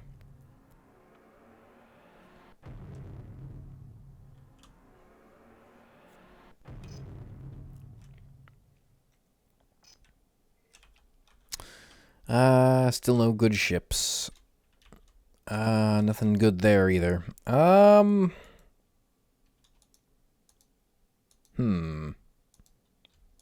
Really isn't... I guess we could go to up here, because didn't he say to drop by the bar?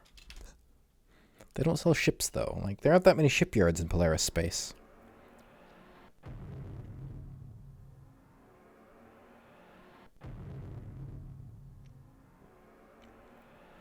I believe we are nearing the end, sadly. But all good things and all that. He did tell us to drop by the bar here, right? Oh, he did. Okay. As you make your way to the bar, you sense the familiar presence of Pagina waiting for you long before you walk in the door. When you do enter, he stands up and waves you over to his table. I'm glad you stopped by, Oirihara, he says after you exchange greetings, as we find ourselves to be in a bit of a bother. None of our analyses have helped us get any closer to solving the mystery of the crypt. The only thing we have been able to verify is that what Lyril said about the cryptopods being made of nanites is true. Other than that, we keep running up against dead ends. We were wondering, he continues almost pleadingly, if you could go on another journey for us to see if we can gather some more information. I warn you, this mission may be very dangerous. Thank you, Oirihara, Pagina tells you sincerely after you agree to help out. You probably don't know this, but most Pate are grateful to you for starting the recent boom in advancements due to the opening up of the border with the Wraith, led by your efforts and your recent contact with the Aurorans. What we want you to do, he explains, getting down to business, is to locate the homeworld of Velos, which goes by the same name. We know it is located somewhere to the northwest of what is now Federation space, but our ancient records are a little sketchy, so unfortunately we can't be any more specific. We hope that if this crypt is as curious as the Velos claim it is, he tells you quietly, that it will somehow try to make contact with you. Of course, we know that this might be dangerous, but if anyone alive, you are perhaps the most capable of dealing any danger it might present. When you have finished, return here with your findings. So in other words, he's just given us a mission to go across the known universe. And I don't mean that lightly, like literally across the known universe. So we're only going to go to Kania because I believe we can use, yeah, literally from there to there. We're only going to go to Kania. In fact, we may not even go to Kania. We could go to Tekel. No, it's not really much closer.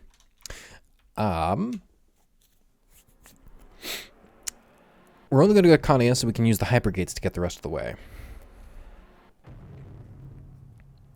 I wonder if the hypergates are good enough to keep you going. I wonder if you could use the hypergate system to cut down on the time it takes to make rush deliveries. Maybe that's the only way to do it, really. Unfortunately, you'd have to really know the hypergate system, and unfortunately, there's no way to show the hypergate system on the map, and that's So you just have to know the system really well before you could do anything with it. We regenerate so quickly. Like, we've essentially used 2 jumps worth of fuel. That's crazy. Oh dear. Wrong button. So, I think...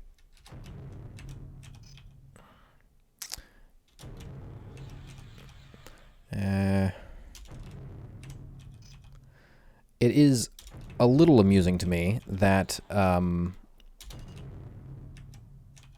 what? I'm sorry. I was under attack by a crypt mind? Whoa. Whoa, whoa, whoa, whoa, whoa, whoa. Whoa. Okay, sorry, that was, yeah, crypt nanites are the one thing that you still need to avoid around here. Okay, so they're not attacking us here for some reason, but they were on Corel, which I suppose is reasonable. You are amazed by the godlike depths of intelligence you sense in the weavings of the crypt mind during your journey. As soon as you enter the physical space occupied by this intelligence, you find yourself constantly under attack by the crypt, and it slowly works away at your defenses. As soon as you begin piloting down to the surface of Velos, the attacks stop, offering you some respite. And as you make your way through the atmosphere of this destroyed world, you can feel the crypt focus its attention down on the surface. When you step out, you see an obsidian-colored nude female figure striding towards your ship. Who are you? She asks abruptly, and instantly you can sense the crypt's enormous intelligence in the figure before you. Why did you come here? Suddenly you are forced to defend your mind against a potentially deadly intrusion as the crypt tries to weave her way inside your head. You instantly merge with the universe and twist the conditions around you to thwart her attempts, but even then the weaves are almost too intricate to unravel, and you only barely manage to survive. Then, just as suddenly, the attacks stop. You are interesting, she announces thoughtfully. I will watch you. With that, her body dissipates into dust, and you are left panting with exertion. Well, okay. Also, I'm pretty sure the crypt pods are entirely,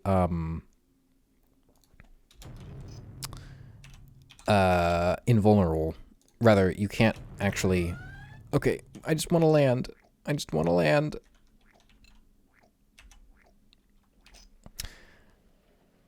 Interesting. So, they didn't attack us before. Like, when we came here before... Well, I guess there's no one in the system right now. Okay, yeah, fine. Fine. They just don't like people... Why are you here? What are you doing out here? There's nothing around there. Literally nothing around there.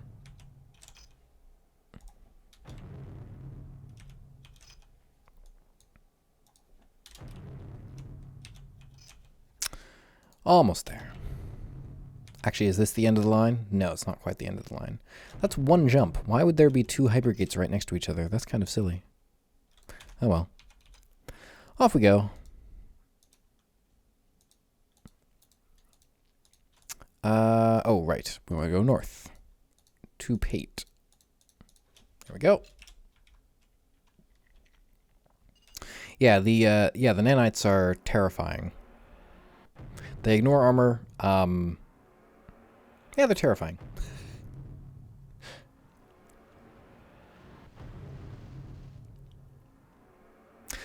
I should make a mod that brings Captain Hector back.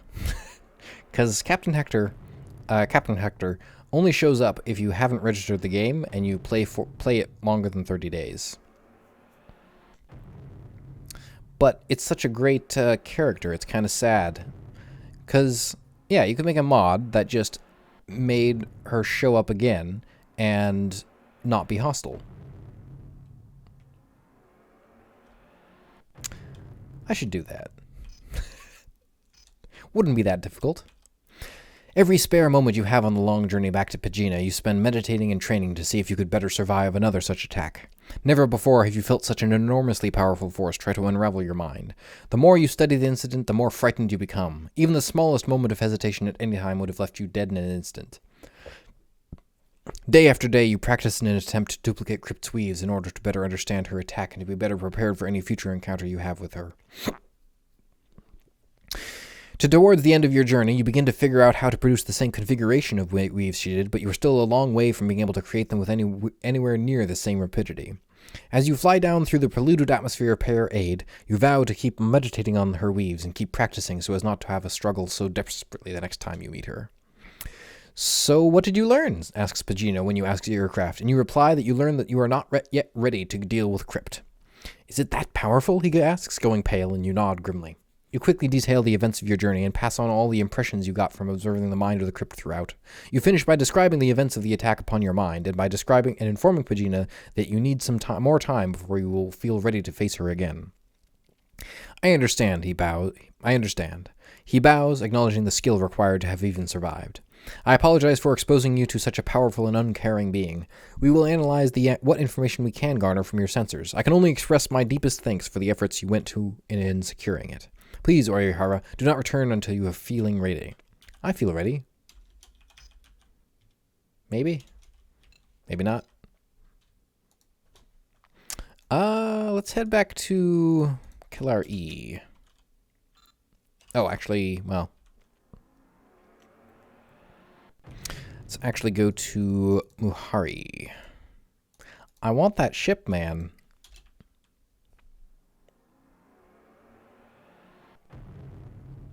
Although this ship is pretty good, too. Since we seem to be able to survive pretty much anything. We could even use it to take over planets, because we can just cloak, and since our cloak takes less energy than we produce, we can just cloak, let our shield recharge, attack, yada yada yada. Oh, I forgot to check the shipyard. Oh well. I'm an idiot. So that's a thought.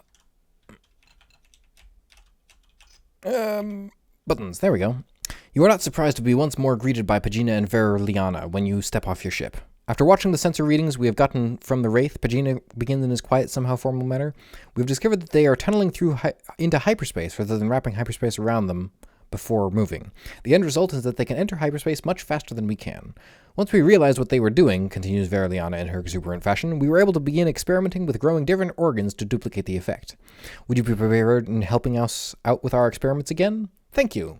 We've grown a few tunneling organs and have seeded them in different ships to observe their effectiveness. We have kept one here for you. When you are ready, go and grab it from the outfitting area. Once you have it, if you could go here, head over to the Kania system, making sure you land on Port Kane so that we can get a grounded reading, and then return. It should give us enough readings to be able to safely adjust the organ for differing ship types. I guess we will see you when you return. Tunneling organ. 3 tons. Yeesh. Well, hard to argue with that, though. 0 credits. Oh boy, it's so far. Everett's so far. It's so far. I miss the Hypergate system. Yeah, that is... Yeah, now we will no longer be almost even the, well... Yeah, it's actually not doing too badly. Our energy regeneration is still close to keeping up with the hyperspace. We're going much faster, so the difference is still there, but it's something. We can basically go across or anywhere in the universe without stopping at this point.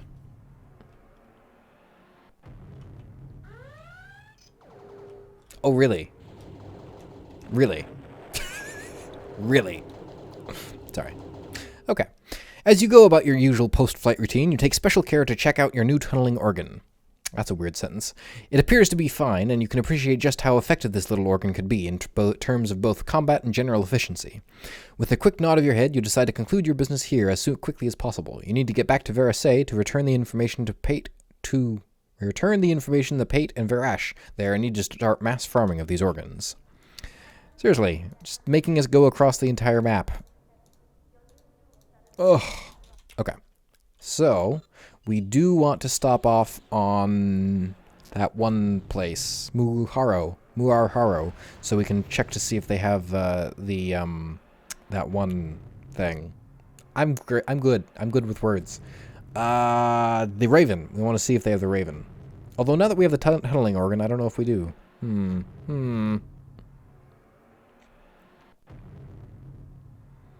I assume they sell it somewhere. Honestly, we've invested so much in this ship, I'm just not sure anymore. Oh, we forgot to stop. Oh well. It's fine.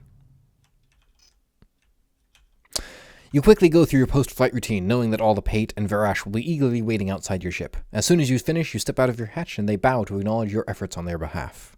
Pagina and Veriliana come over as many Pate and Verash begin swarming all of your ship, taking readings. Swarming all of your ship, that's just... Take a drink every time they say that, and you'll die of alcohol poisoning. Thank you once again, Pagina begins respectfully. This might have seemed trivial to you, but I assure you the ramifications of this technology are enormous. Yes, agrees Veriliana, smiling, but it won't stop there. I already have a few ideas of how to use this technology in other ways. Keep an eye out around here. We may need you again. So I think we're going to go head back up to Pate. Oh. 12,500 credits. Sorry. Oh, dear. Once we land here, hopefully somebody will talk to us about things. If not, I'll be taking a quick break. Actually, even if they do talk, I will be taking a quick break. Well.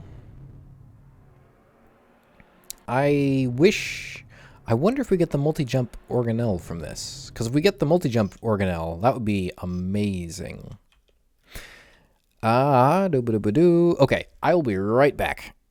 Hopefully I'm still moderately centered. I'm probably not going to check again because, as I've mentioned, I can't alt-tab out of this game.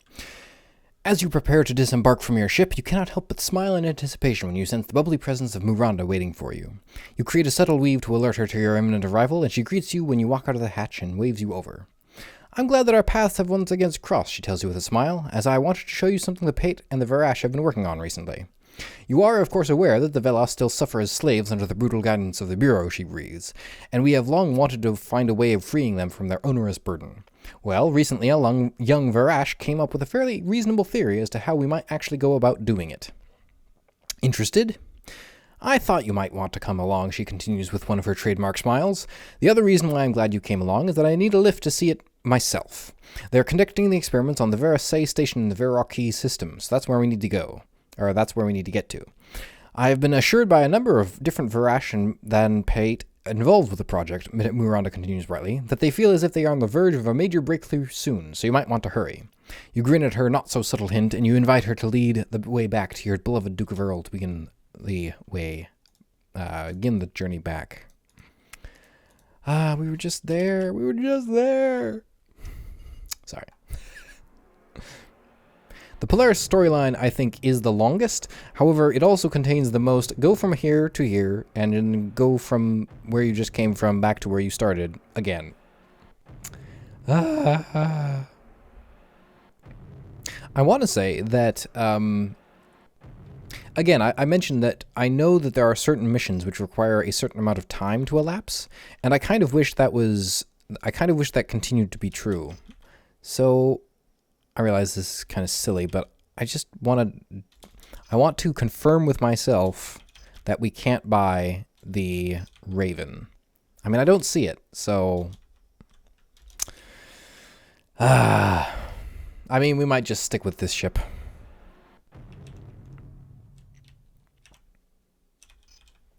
During the journey, Miranda asks a number of questions regarding your abilities and your confrontation with the crypt. You end up trading with her and guiding her to a greater understanding of her own arts and abilities. When you land, you are greeted by a green-robed woman whom Miranda introduces as Ver Lahir. She indicates that you should follow her, and she leads you into an observation booth looking down into a laboratory. Beneath you, you see a man lying down with a complex device fitted to the base of his skull, surrounded by 10 sweating Polarans of varying classes. Observing closer, you sense that the surrounding people are all very strong telepaths, and they are trying to somehow lift some sort of weight away from the mind of the prone patient. Suddenly, you understand the Polaris are trying to find a way of temporarily taking the strain away from the prone man who is enslaved by the device attached to his skull. You sense that they are trying to twist the weaves of the device against itself somehow, without much success. Acting on a whim, you merge with the universe around you and casually divert its weaves towards yourself. Suddenly, you feel pressed against the floor by the flows of the enslavement device, and only by continually manipulating the conditions around you are you capable of keeping at bay the terrible compulsion. At the edge of your concentration, you hear a gasp, and you quickly emerge from your union with the universe, and the pressure on your mind falls away as your weaves crumble. You look up to see all the Polaris looking at you in awe. "And he shall show us the way onwards," says Ver Lahir, as if quoting from somewhere, and every person in the room bows in your direction. Embarrassed, you quickly tell them how you did it and how they might emulate it using a series of simple weaves before telling Miranda that you are tired from the long journey and heading back to the privacy of your ship.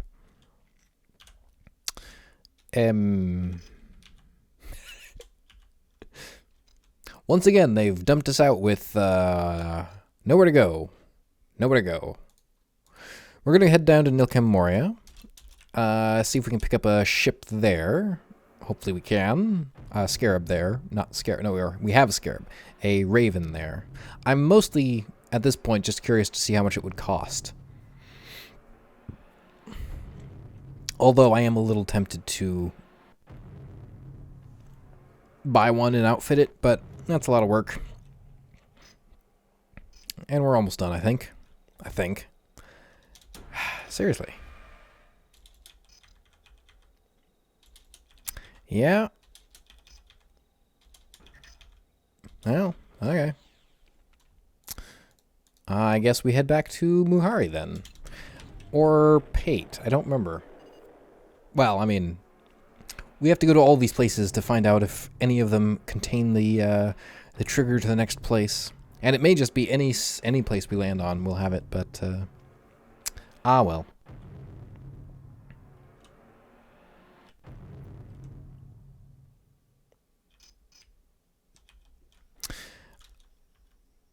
Despite all the complaining I'm doing, Striker, 420,000 credits. Despite all the complaining I'm doing, I actually appreciate that they kind of dump you out and then just let you wait for a while. I wish the other storylines did that a little more. Head back up here. What I'm really hoping is that we'll get the tunneling organ that lets us do multiple jumps, because that would significantly cut down on problems. That would be fantastic. I know that you can get it. I just don't know why I know you can get it. I assume I got it in a previous playthrough.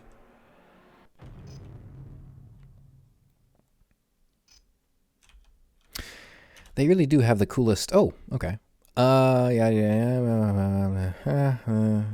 Okay. As you sit in the bar, you sense the familiar presence of Miranda approaching. Ver Lahir and her team have duplicated your success, she tells you with a smile. Now we can move our operations up a notch. You can feel Miranda's mind working deviously, and you raise an eyebrow in curiosity.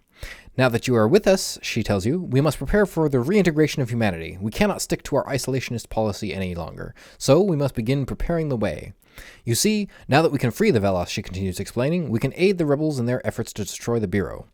You see, without the enslaved Velos, the Bureau will no longer be able to put up show trials where supposedly free Velos are meant to read the minds of the accused and make judgment on them.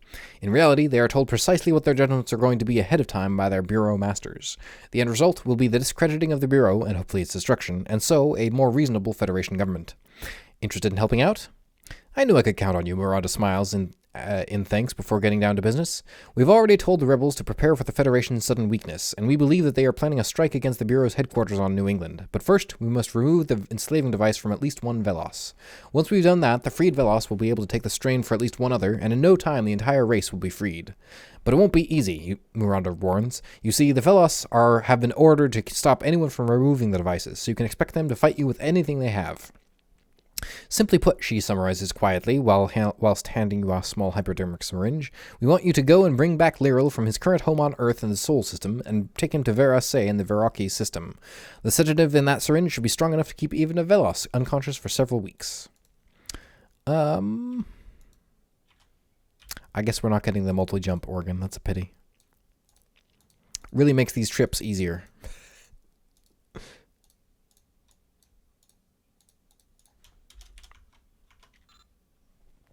Off we go then.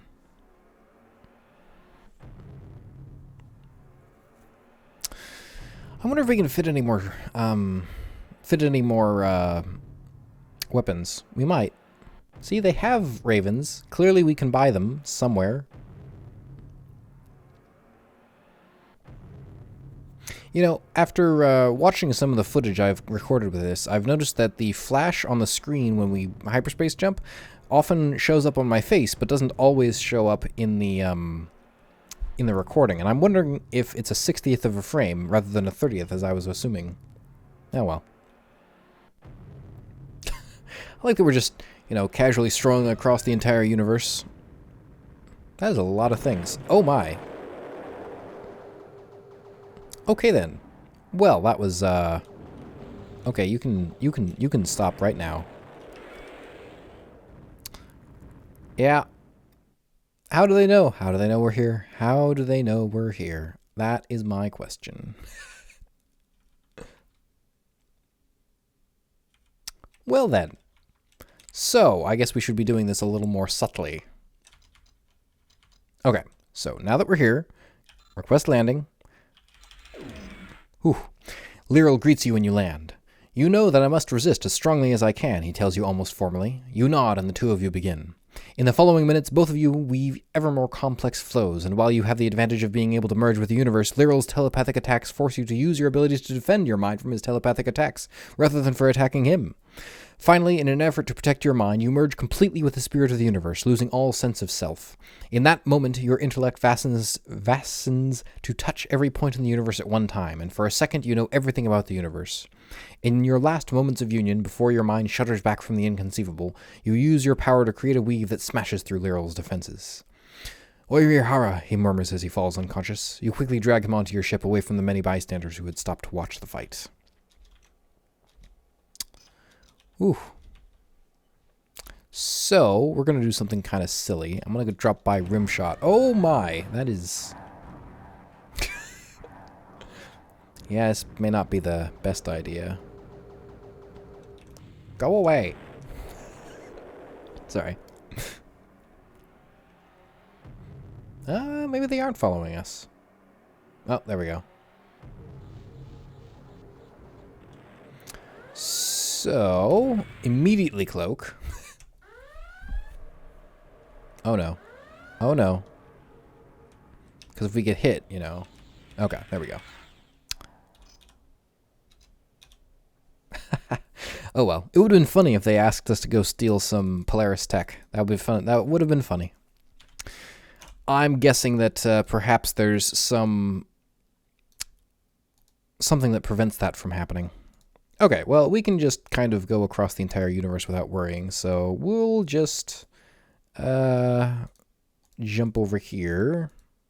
It is really too blah. It really is a pity that we didn't get a the multi-jump organelle. I don't know. Maybe you can still get it after finishing the storyline. I don't think you can. I've never really noticed if you can still get missions after finishing the storyline. That is so many ships. I kind of want to take over Seoul, to be perfectly honest.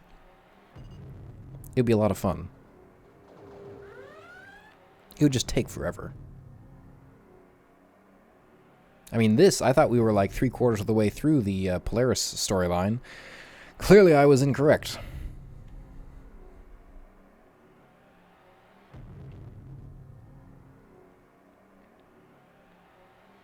Oh, we haven't been going in 2x2 speed. That would be part of the problem.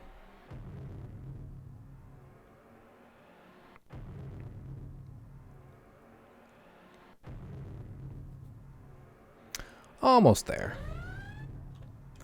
How are they following us here? Like, we are so far away, it's not even funny. Yeah. No one cares. As soon as you land, your passenger is wheeled out into one of the many medical facilities on the station. Miranda watches the other Polaris wheel him away before coming over and placing a hand on your shoulder. You couldn't have known, she informs you quietly, but Lyral, the Velos you fought, was known throughout the galaxy as perhaps the greatest master of the Velos arts in a millennia, perhaps the greatest ever. To have defeated one such as him proves that you are Oirihara. Nobody else could have achieved it. You look into her kind blue eyes, your mind still reeling from being one with the universe. You can feel the soft razor's edge of insanity dwelling not far away, even as you go over the events in your mind. You'll be happy to know, Miranda continues happily, ignorant of your distress, that the Bureau is in disarray after the rebel attack on their headquarters, and all the subsequent drama. You see, finally.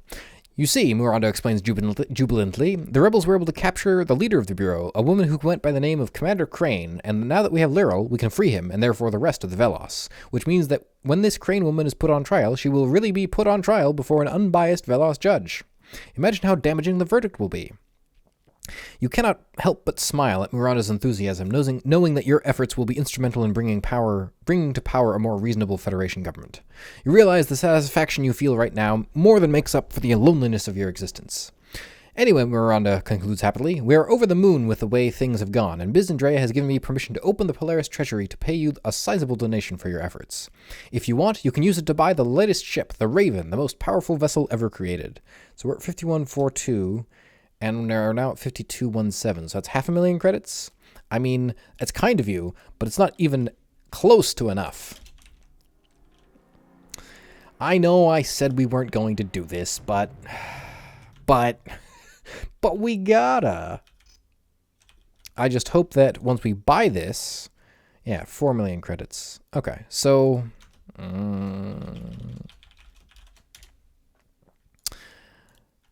This ship is a behemoth. Sliding through the ether with an ease that belies its enormous bulk, the Polaris Raven is a vision of glory and terror. It dwarfs the massive Scarab in both size and firepower. It is, simply put, the most powerful weapon humanity has ever constructed. The Raven utilizes twin etheric induction engines for sublight travel. These devices simply suck the fabric of space-time in the front and squirt it out the back. If one of these engines should ever stop suddenly, the graviton effects would cause the momentary formation of a black hole. So, now that we have all this cool stuff, once again we need to buy gravimetric sensors and IFF decoders for some reason. Let's... they don't have a whole lot of stuff here, do they? Oh, that's painfully slow! That's so painfully slow. I know I said this before, but that is so painfully slow. Okay, so we're going to try... Oh, it turns really well, though. That's amazing. Oh, wow, that turns really well. Ooh, it's got inertial engines. Meaning we don't have to turn around for things to happen. That's very nice. That's very nice.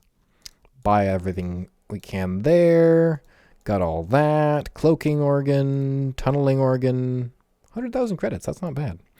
Antimatter reactor, fusion reactor, Polaron torpedoes, sell the manta bays, no one cares. Oh, right. Sell the mantas. Sell the manta bays. We have the Polaron. Ooh, the Polaron multi-torpedoes. Ooh. Never mind, we don't want these. We want the Polaron multi-torpedoes. These are the only things that give even the Wraith Nanites a run for their money. That's pretty cool. That's pretty cool. So now that we've done all that, we can... Can't believe we have to do this again. This is the only downside. I wish I could have kept the... it's actually not too bad. I mean, it's not great, but it's not too bad. The Polaron multi-torpedo is... those Polaron torpedoes we had before, only you fire one of them, and it breaks into 4 or 5 of them.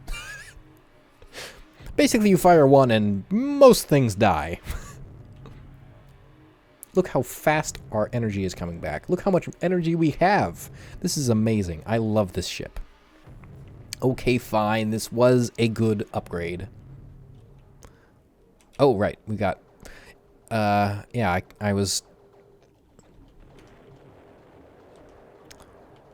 Who's attacking who here? Oh, well. Oh, well.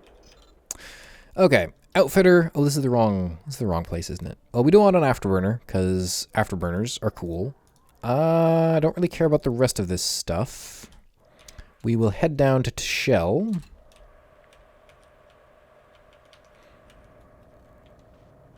Wow, this afterburner does nothing. Yeah. Oh, we should have used the Polaron multi-torpedoes. I'm so sorry. I forgot. This ship is so slow. I mean, it's fine because it's also ridiculously powerful, but it's so slow. Okay. We don't really care about any of this stuff, sadly. I mean, we could get one of those. We have 80 tons left. Wow. We're going to get a whole bunch more because we're going to buy one of those. Sorry. This is a good ship. This is a very good ship. So, there is basically nothing other than the crypt pods because they're technically invincible. There's basically nothing that can challenge us now.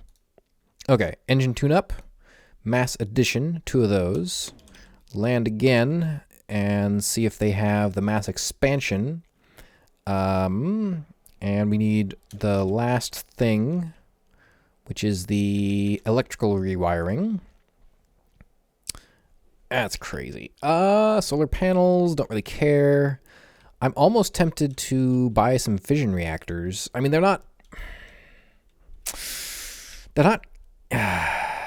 Also, notice this. This is a 15,000 credit 3-ton item. This is a 1 million credit 10-ton item.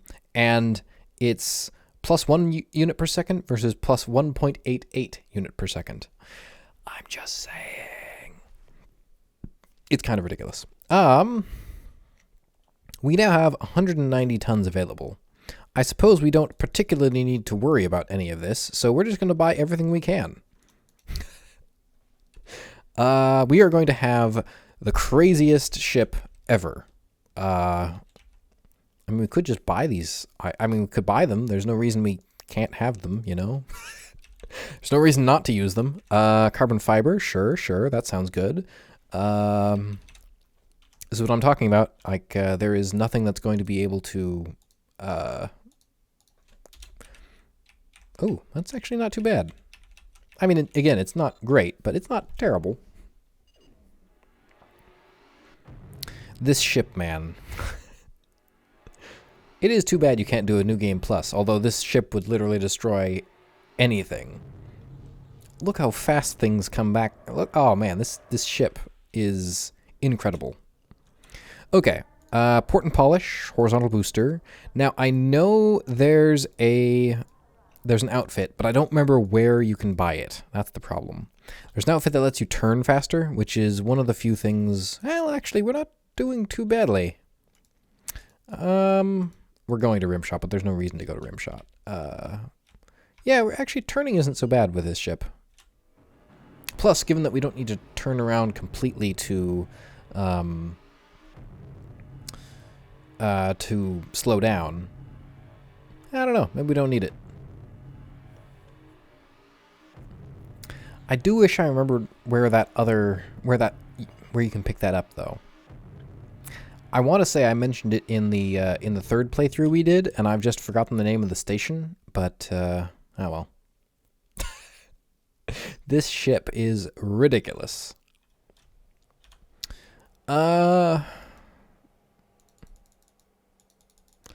So, yeah, there really isn't anything useful here, is there? That's kind of disappointing, actually. So, the next plan is to go down to Aurora, because we haven't gone down to Aurora, and they do have stuff.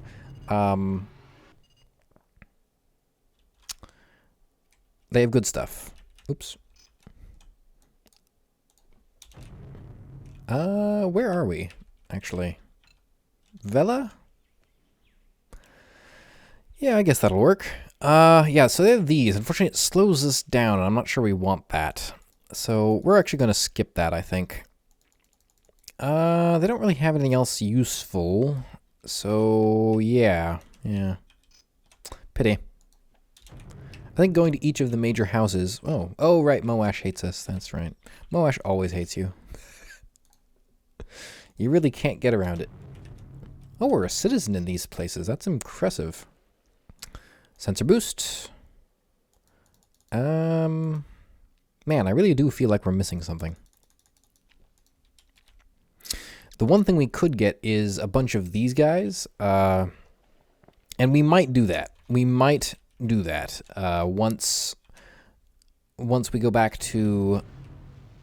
Wait, are they shooting at us? Wait, what? Why does Aurora hate us? Oh, well.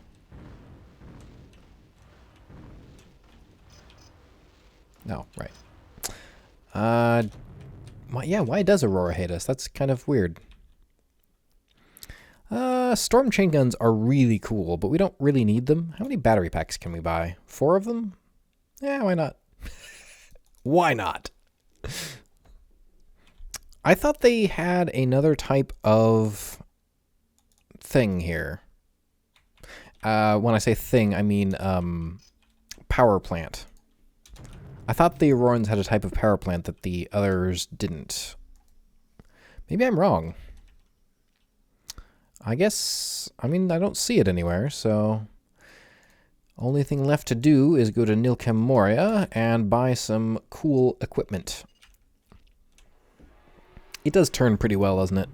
Actually, can we find out exactly how far? 145. So it's not fantastic, but it's not awful.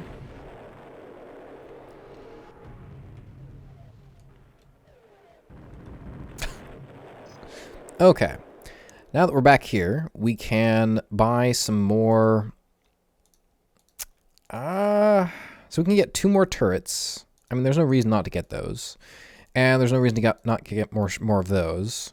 Oh, can't hold anymore. Wow. Okay. We know these have shorter range than the capacitor pulse lasers, and they're just not quite as good. Ooh! Why did that show up? My goodness. I am so happy to see that. You have no idea. Ooh, we can have another fusion reactor. Excellent.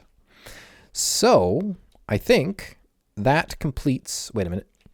Fast fading... Wait, this drops our shield. Get rid of that.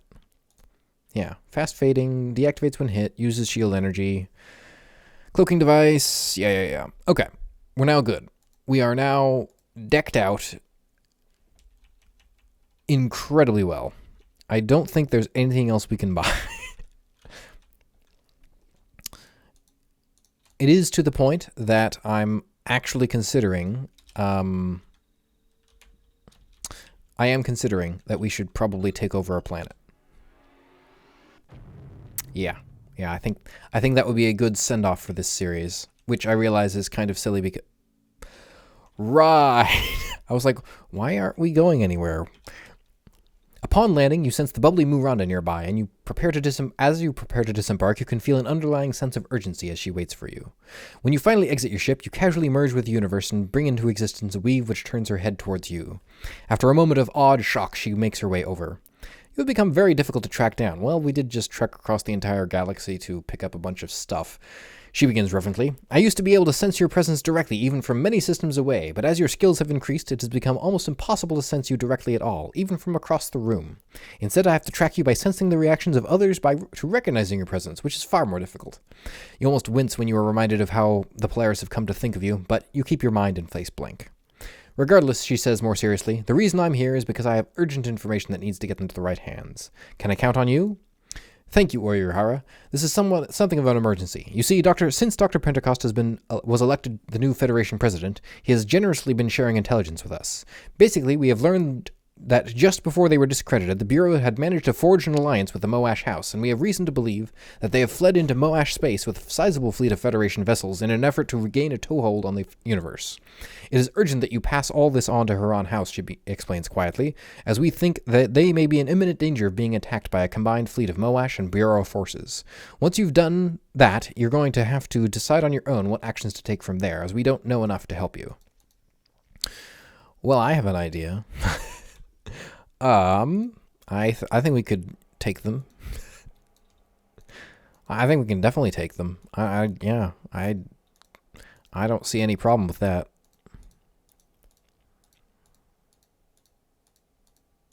So many jumps, and it's going to take 2 jumps to get there. Probably. 1, 2. Oh, 3. And yeah, didn't discover the intermediary systems, which is a little disappointing. Yeah, go away.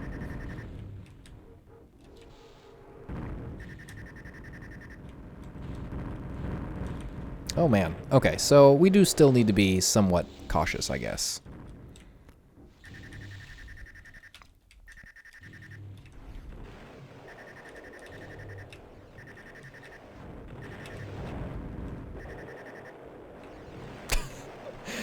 But we're not short on energy, at least. I wasn't even checking to see what faction those people belonged to. I feel a little silly. Also, the Afterburner does absolutely nothing for us. You find yourself getting mildly irritated when you can sense a number of young Auroran warriors eagerly awaiting your arrival so that they can test themselves against you. As soon as you open the hatch, you slip into the universe and create weaves so dense that they are powerful enough to throw grown men around like leaves. As you hold all 10 young warriors motionless in midair, you tell them in no uncertain terms that you are in no mood to deal with their silliness today. Only when you are certain that they understand do you relent and lower them back down to the ground. You ask one of the now slightly frightened youngsters where you have to go to talk with the elders of the house, and he points without hesitation to a stairwell off to the side of the docking facility going up. You nod in thanks and begin making your way up to them. After a long climb, the stairs open out into a large room in which a number of elderly-looking warriors are seated around a large table talking in orderly fashion. As you stride over, they catch sight of you and fall silent, watching you slightly suspiciously. Why have you disturbed us, Orihara? Asked Tekarak from his seat at the foot of the table. I wouldn't think that you would barge in here so unceremoniously without reason. You nod and quickly outline the intelligence that Miranda passed on, and her assessment that the Huron House is likely the first target for the combined Moash and Bureau fleets. When you finish, the elders look at each other, doubtful of your story. I will vouch for Orihara, states Tekarak quietly. He is a warrior of the purest order. His words are his law. With that, the elders look at you with renewed respect, and you realize that Tekarak's word obviously means a great deal to them. Thank you for giving us this information, Orihara, Tekarak pipes up. The elders will consider it and will prepare a plan of action. I will meet you in the bar in 2 hours to let you know what has been decided.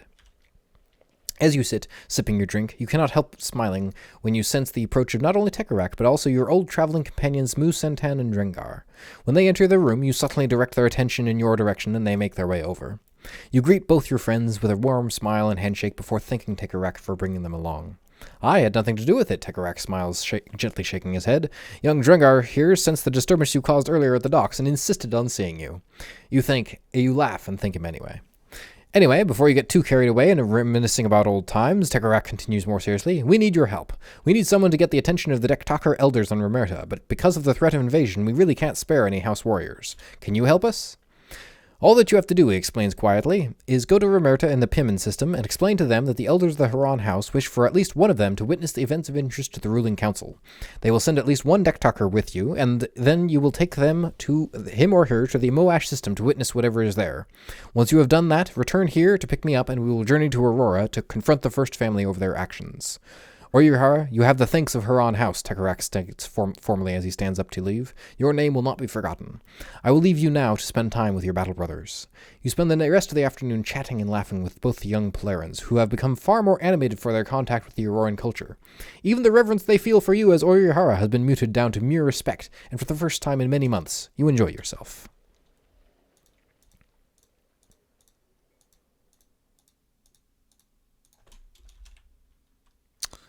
Off we go then. Oh man, that multi-jump organelle, that's really useful. Without pausing to think, you hold the 10 young warriors itching to attack you in place with weaves thick enough to support the mighty tower you have landed on, and you start up the stairs you know will lead you to the Dektucker elders.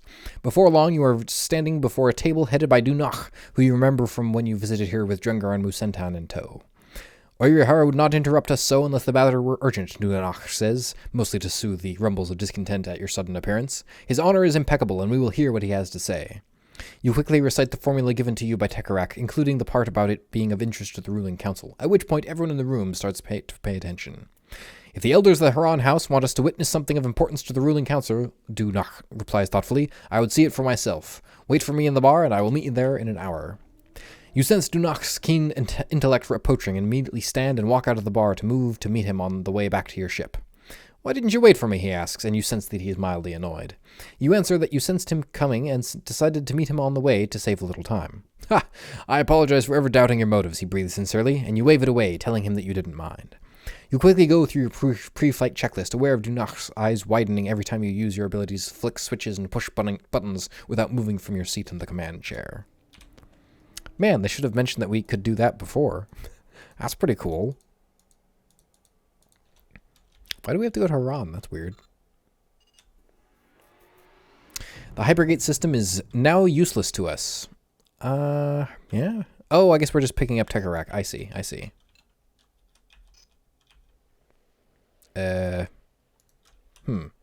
Ah, okay. My mistake. Well.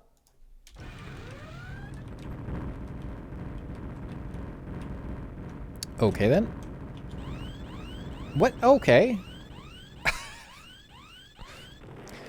I wasn't paying attention. That's my fault. That was my fault. I guess we only had to go in there, and we didn't actually have to do anything. However, now that I know it's there, I kind of want to defeat them all. Stop. Okay, so we just need to get out of here. Oh dear. This is problematic, actually. There are... Yeah, that's problematic, actually. Now consider what kind of ship we have. Consider how many upgrades we have. Consider how handily we can destroy pretty much anything. And then consider somehow we're supposed to survive that. It is a tad frustrating. Go there the old-fashioned way, I guess. Oh, no. No. I mean, it's not like we'll ever run out of fuel again, but, you know, it's still frustrating.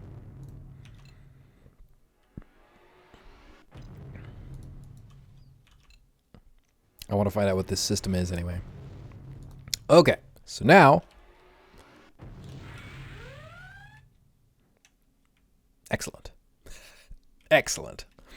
So now we just need to figure out a way of dealing with this. Yeah, unfortunately we're slow enough that this doesn't really work, does it?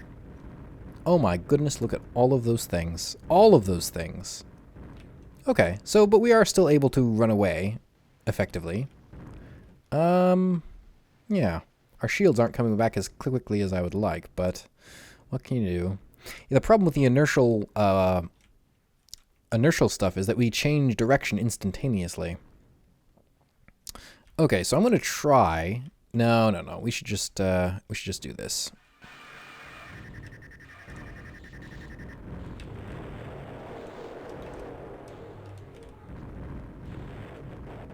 Yeesh. Look at that. Look at that. That's ridiculous. Okay, so... Oh, right, that forgot. I keep forgetting I can... Oh, right, there we go. So, I think what we want to do here... Boing. Yeah.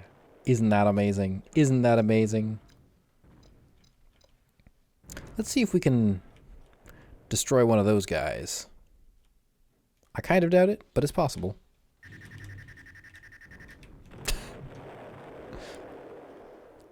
Okay. I really wish our shields would start coming back. I don't really want to risk our... Yeah. I also wish the afterburner would do something. Okay, I think we're far enough away that we can cloak. Ugh, or not. Okay. Now we might be good. Now we make the long trek back. I really wish our shields would start regenerating. Oh, are they leaving? That's no fun. I want to say that there is a version of the cloak that lets you fire while cloaked, which obviously would be pretty ridiculous. Oh, yeah, they just all left now. I mean, I'm okay with that, just to be clear.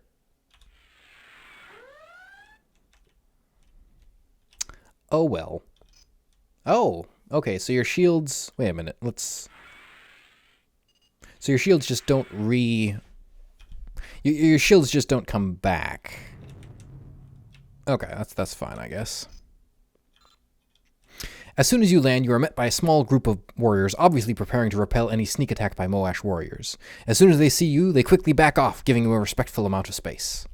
I see that young Dektakar warriors aren't the only group of people you have frightened into leaving you alone, Dunach chuckles. Although, I can imagine that the eagerness with which young warriors these days try to gain some renown could quickly become tiresome for one of your abilities.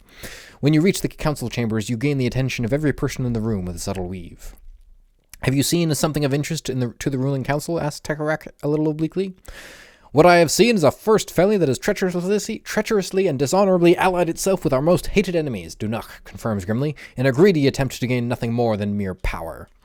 Do not worry, he continues, holding up his hands to forestall questions of the Huron elders. The forms have been followed, and what I have seen has not been contaminated by either your views or those of Oyuhara. You can be assured that my word will be as law before the ruling council. Nobody can doubt its veracity. To keep it that way, he again forestalls any questions with an upraised hand. I would ask that you say little now, so that no challenge of any sort can be made on the integrity of my word. We have come for Tekarak, because he may be needed to take part in a meeting of the Council of the Thorokers. You raise your eyebrows at the satisfied reaction of the Huron elders to Dunach's last statement. If the first family has so disgraced itself that it has been removed from power, Tekarak explains in a low voice, the Council of Thorokers decides on who will be the next first family. Meet me there in 10 minutes. I will be ready to go then. As you sit chatting with Dunach, you sense the businesslike approach of Tekarak. You surprise Dunach by predicting the exact time the Huron Thorokir will enter the bar. Your abilities are truly amazing, Dunach marvels after Tekarak joins the two of you. Not even Tekarak here, who is widely acknowledged as the greatest Auroran martial artist in history, could sense such things. That's not terribly surprising, Tekarak explains quietly. Oyuhara is the preeminent warrior in the universe. He has not only defeated myself, but also Lyril, the most talented Velos warrior in recent centuries, and has fought to a standstill the almost godlike intelligence that now inhabits what used to be a Velos space in the galactic northwest. I may not be as talented as yourself, Tekarak smiles at your mild surprise, but I am not without my own abilities, and I am probably the most widely traveled person in the galaxy, with the possible exceptions of yourself and my battle brother Arkandar. You may think that he has only a peripheral role in all the recent goings-on in the galaxy, Tekarak warns Dunach, but he has not. More than that, anybody with the skill necessary to intuitively observe the weaves of life has felt the disturbances he has made in the fabric of the universe on the odd occasions when he has unleashed his power, and it is frightening. His abilities approach the limitless. Is that true? Asks Dunach. Could you say, I don't know, destroy a world, for instance? You sit thinking for a moment, and you realize that if you really wanted to, you probably could. You shrug and nod noncommittally.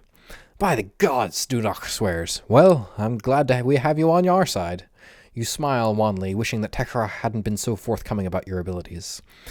You stand, suggesting it is time to get moving. Both Dunach and Tekarak sense your mood and nod in agreement. Right, Aurora.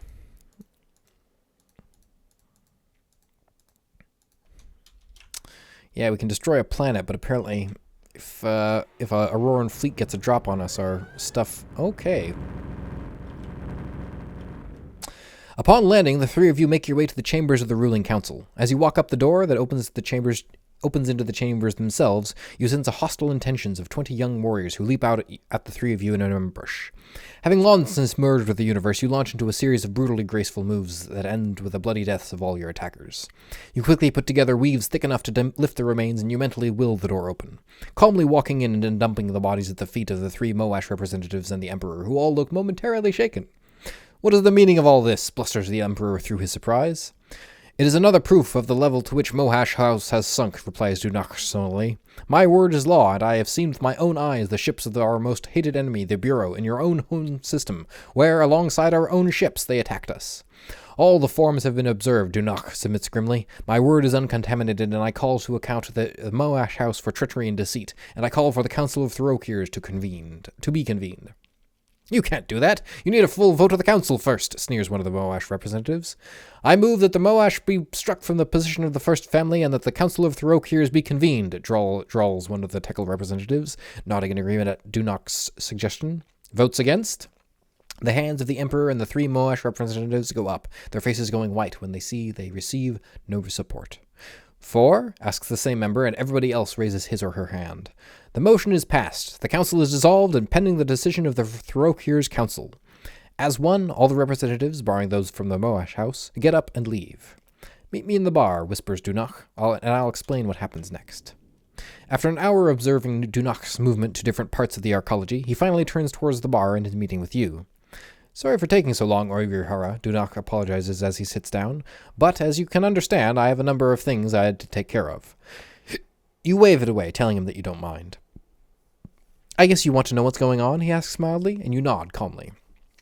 The Emperor, his advisors, and the three representatives of the Moash House have been sealed into the throne room, which will never be opened again as long as the Auroran Empire survives. That is their punishment for their treachery, and as they starve over the coming weeks, they will have plenty of time to think on their misdeeds. You are a little surprised at the severity of the sentence, but one look at Dunach's face tells you that he has no doubts about the suitability of their punishment.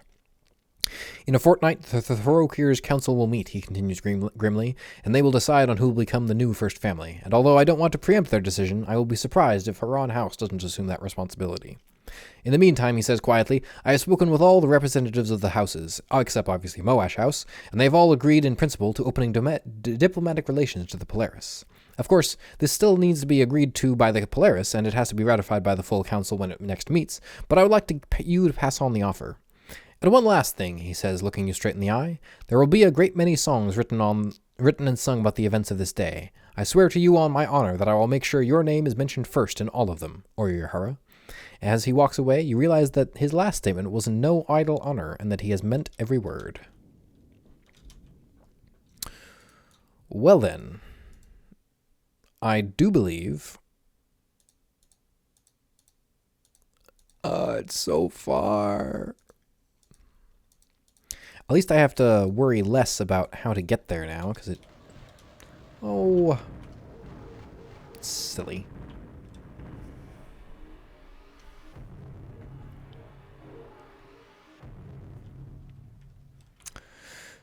Yeah, I don't know what you're trying to do here. I mean, you are in... Yeah, I don't know what you're trying to do here.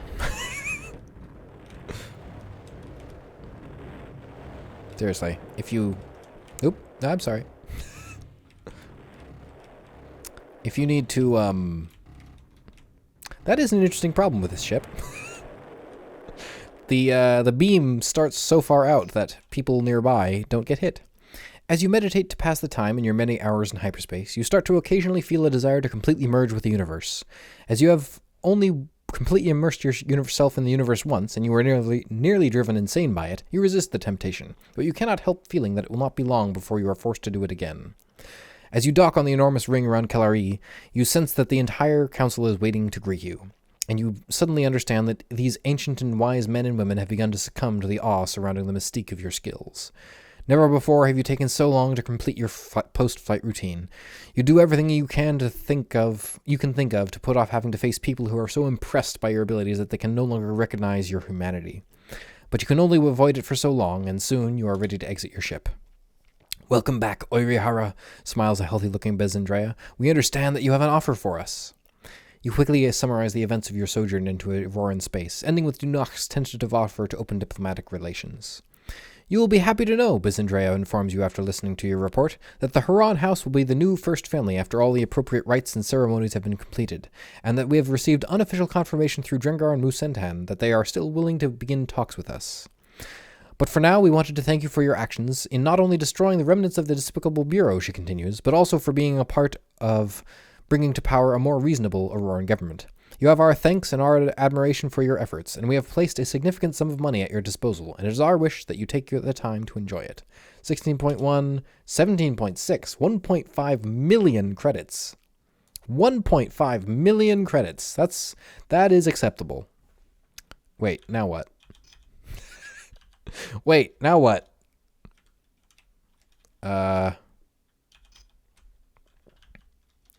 Okay.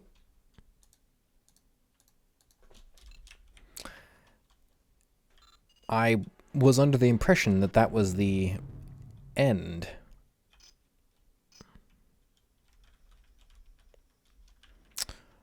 Well,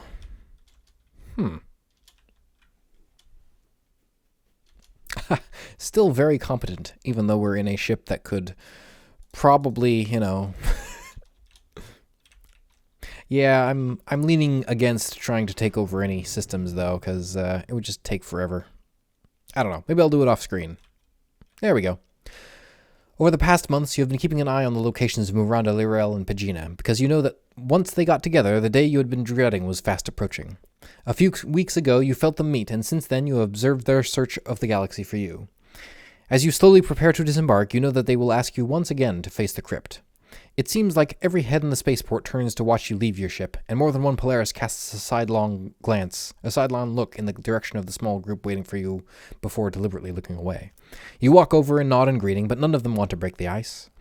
You know why we have come, states Lyril, quietly pleading, but you cannot know the whole story. We cannot evolve past the veil unless we have the cryptox to focus us. It is the way our mind is set up. More than that, we have no desire to leave them behind. Will you help us?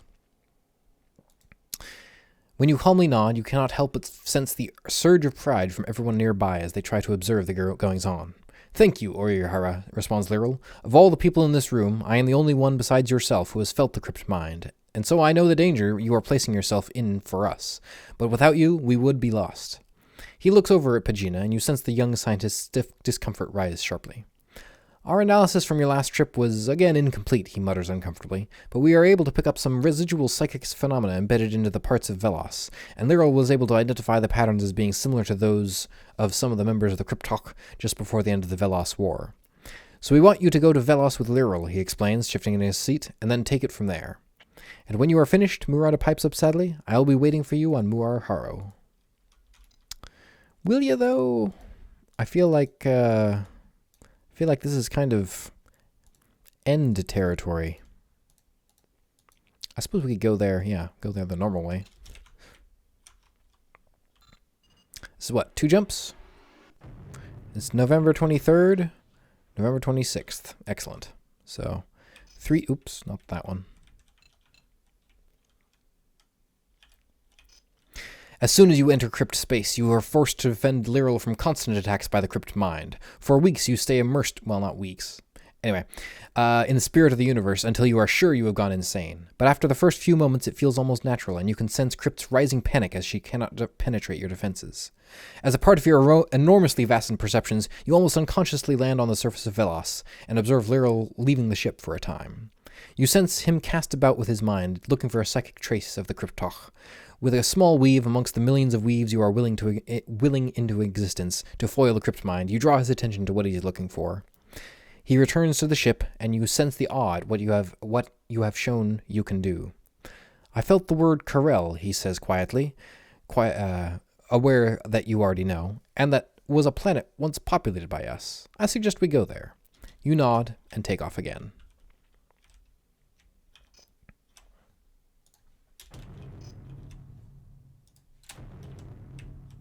At least they're not attacking us this time.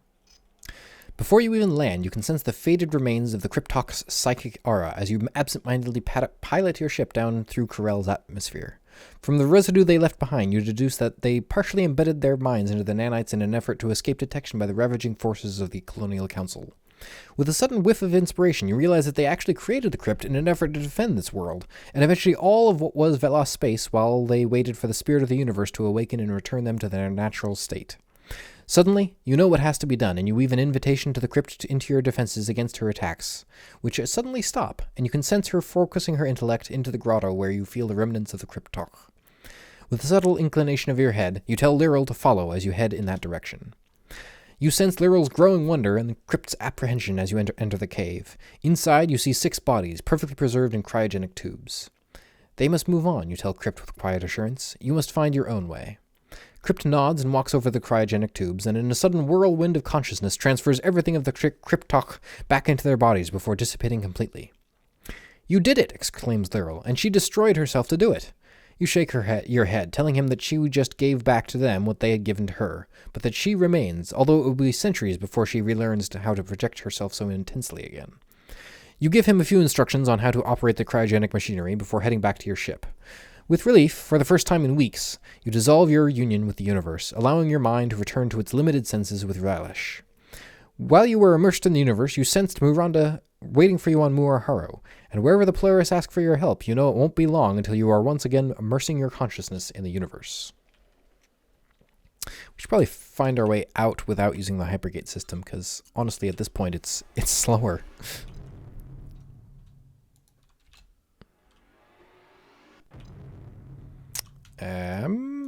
Somehow we can get out of here, I'm sure. I hope. There we go.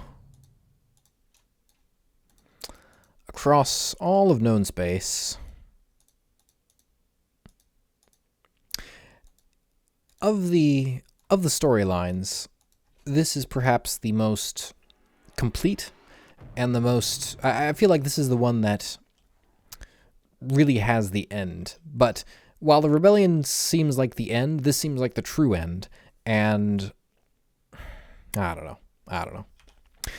Throughout your trip back, you can feel the spirit of the universe calling to you. Several times the need grows so great that only with an enormous act of will can you withstand it.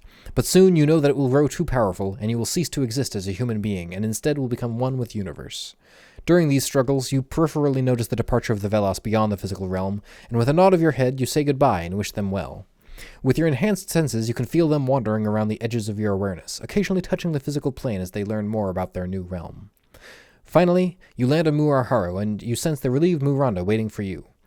You know that she wants you to give her a lift to Kellar-E to pass on to the Polaris leaders that their unspoken debt to the Velos is now paid. "I will take you," you tell her before she can speak, and you almost wince at the wonder in her eyes.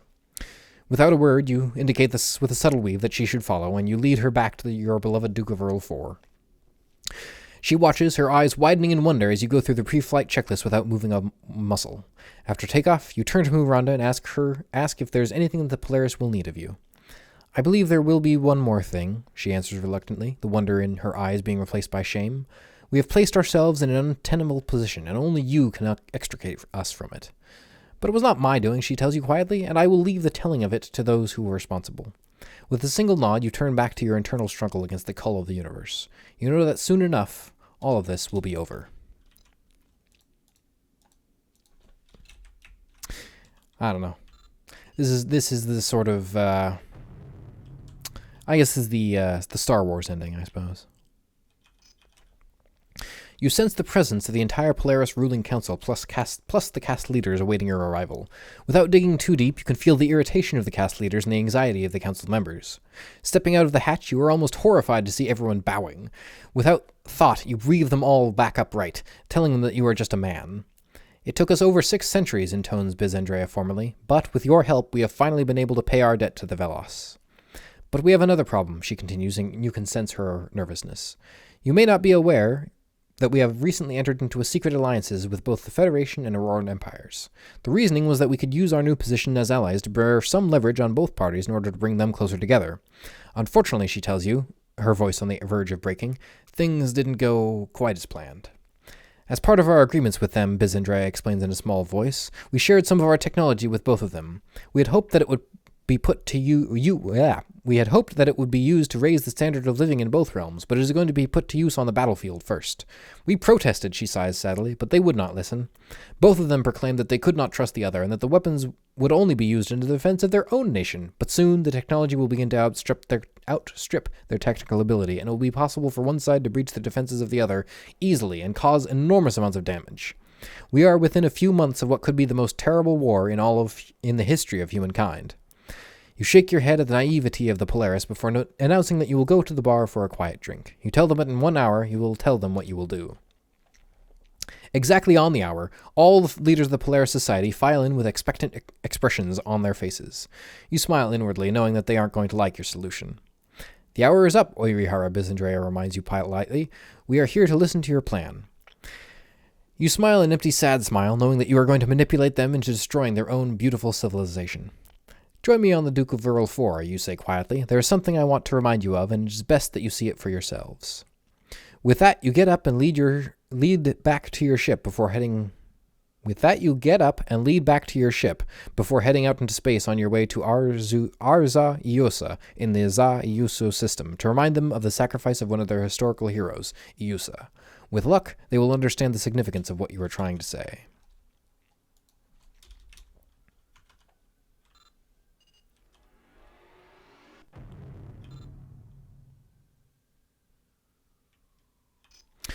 When the passengers recognize the planet they are landing on, a few look puzzled, others look sad, but only 3, Iuso, Miranda, and Byzandria, look grim. As soon as you touch down, you usher everyone off the ship. You truly are a warrior for our people, says Trey Enari, one of the leaders of the Trepira, after a long silence. Only one as great as yourself would even contemplate sacrificing yourself for all of humanity.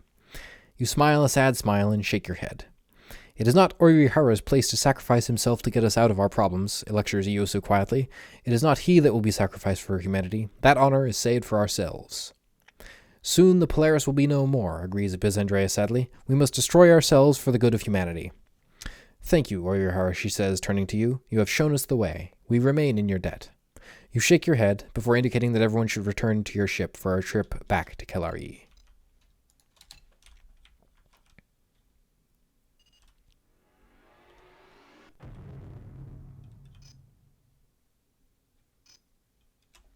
Upon landing, it saddens you to see the once proud Polaris leaders file off, looking like broken men and women. But they now know as well as you that the days of their civilization are numbered. Soon their entire civilization will have passed away under the weight of upcoming events. I will have a battle plan for you soon, states Iuso, the only one still holding his head high. Byzandria nods sadly, and Iuso bows before turning on his heel and heading towards his own ship. We will require a little time, Oirihara, says Miranda quietly, seeing the distress on the face of Byzandria. But when we are ready, we will find you. We will need your abilities to get us through this. You nod, wishing there was something you could say to soften the blow to the very fabric of their lives. Instead, you smile a sad, empty smile and head back to your ship to feel again the thrills of being human, for you know that your own time also grows short.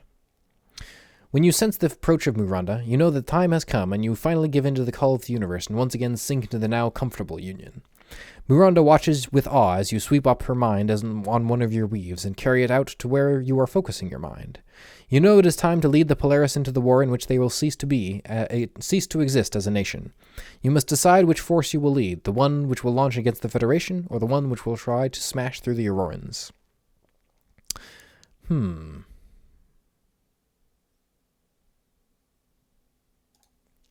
As you center yourself in the universe, almost absent-mindedly, you set a course for Port Kane in the Khania system to begin the destruction of the Federation war machine. I wanted to stock up on Polaris Polaron torpedoes. Oh well.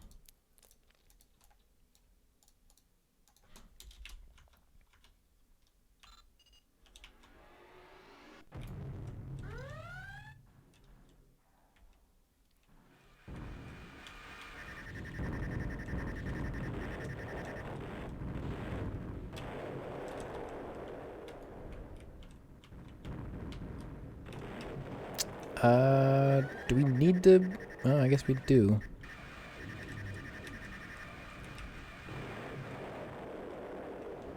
Who's shooting at us?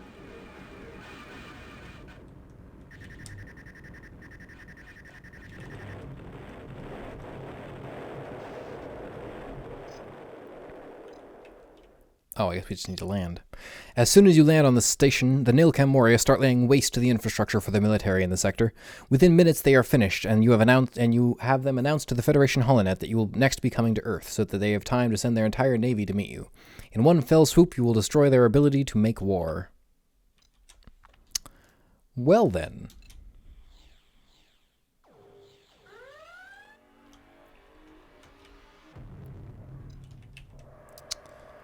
I mean... Well, they actually held out for a while. Oh, that is a lot of things. That is a lot of things. I think now is the time to start using our... Oops. Ow. Stop. Okay.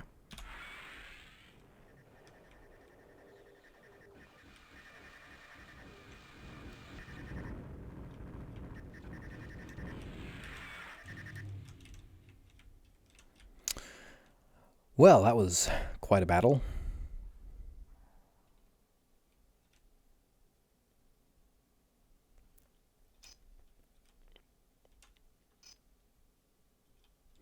As soon as you land, the warriors start almost delicately destroying the infrastructure used by the Federation Navy. Within hours, while the Kane Band has retained its ability to build basic ships, all of the components used to build weapons and military-grade outfits have almost been destroyed. You realize that your almost cataclysmic campaign against the Federation is now over. For the first time since you began this war, you concentrate your perceptions towards the Auroran operations to find it faltering at the last hurdle. You quickly pass on the remainder of your fleet your intention to meet up with the Auroran half of the Polaris operations in the Aurora system and help them destroy the ships there. Those warriors that remain capable of joining you do so in the final act they will take as members of the Polaris government.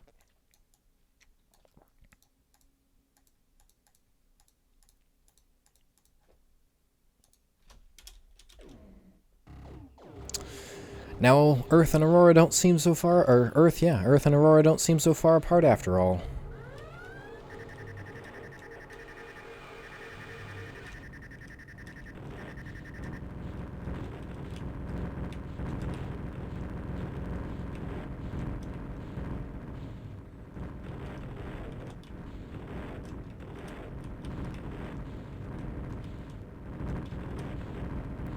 Yeah, having a second Raven here is really helping, actually.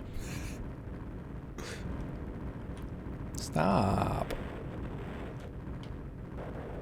You know, there are actually buttons to make them go fight things, but, oh dear, am I? No. No!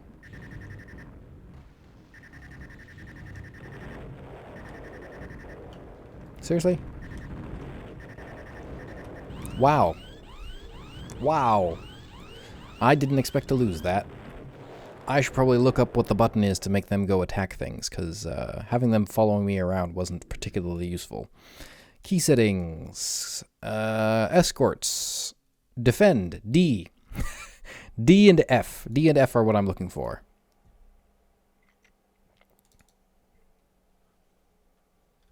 Let's try this again. Oh, I'm worthy of note now. That's good to know. You know, destroying the entire Federation Navy and, entire Federation and Auroran navies apparently makes me worthy of note.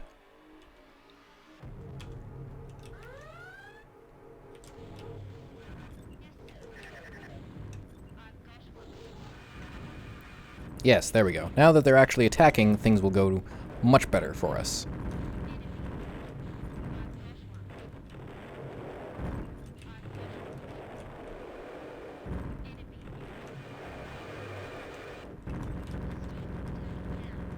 Okay, maybe I shouldn't do that.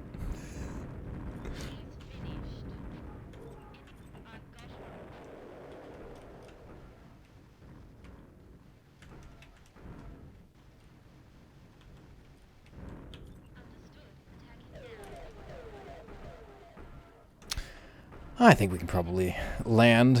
They're,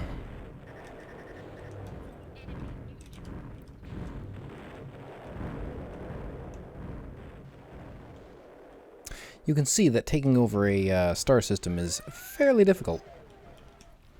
As your mind sinks deeper into the union with the universe, you struggle to maintain your defense of the Polaris ships. More than once, only Miranda's mental cries are all that keep you from forever losing your sense of self. However, you finally reach Aurora, and they receive the same treatment the Federation got, leaving behind almost no central infrastructure. You know that you have only one last stop left. Satisfied, you power up your ship after painfully withdrawing one last time from the Union. You want to visit the memorial to the man who inspired all of this. Once more, you go to Arza Yusa, this time to leave behind your humanity.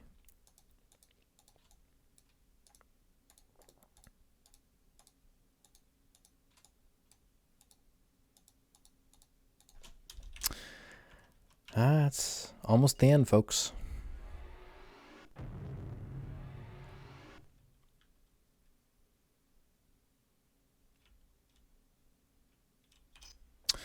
After landing, you take a few moments to enjoy the last minutes of mortality before you begin to slip into the seductive embrace of the universe, and you turn your attention to the unfolding events of the galaxy.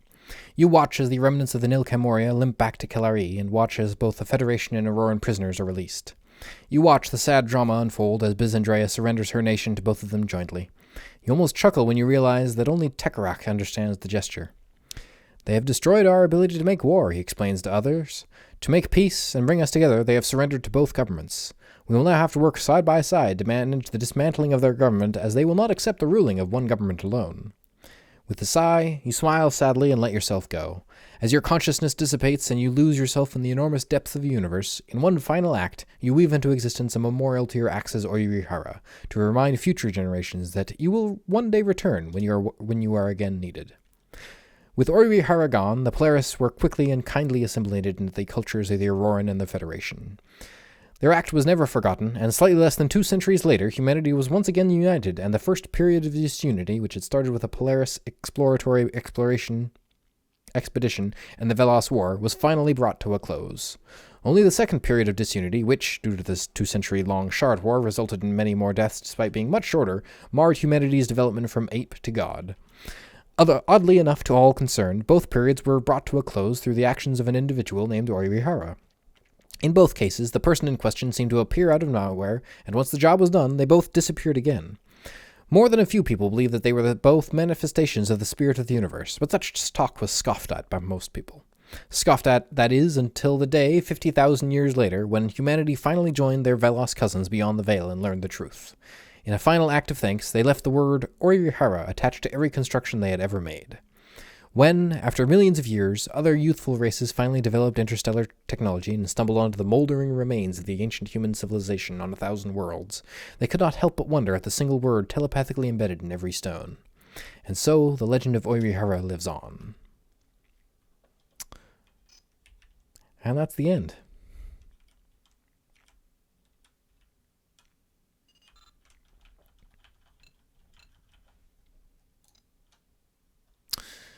Thanks for joining us, and have a good day.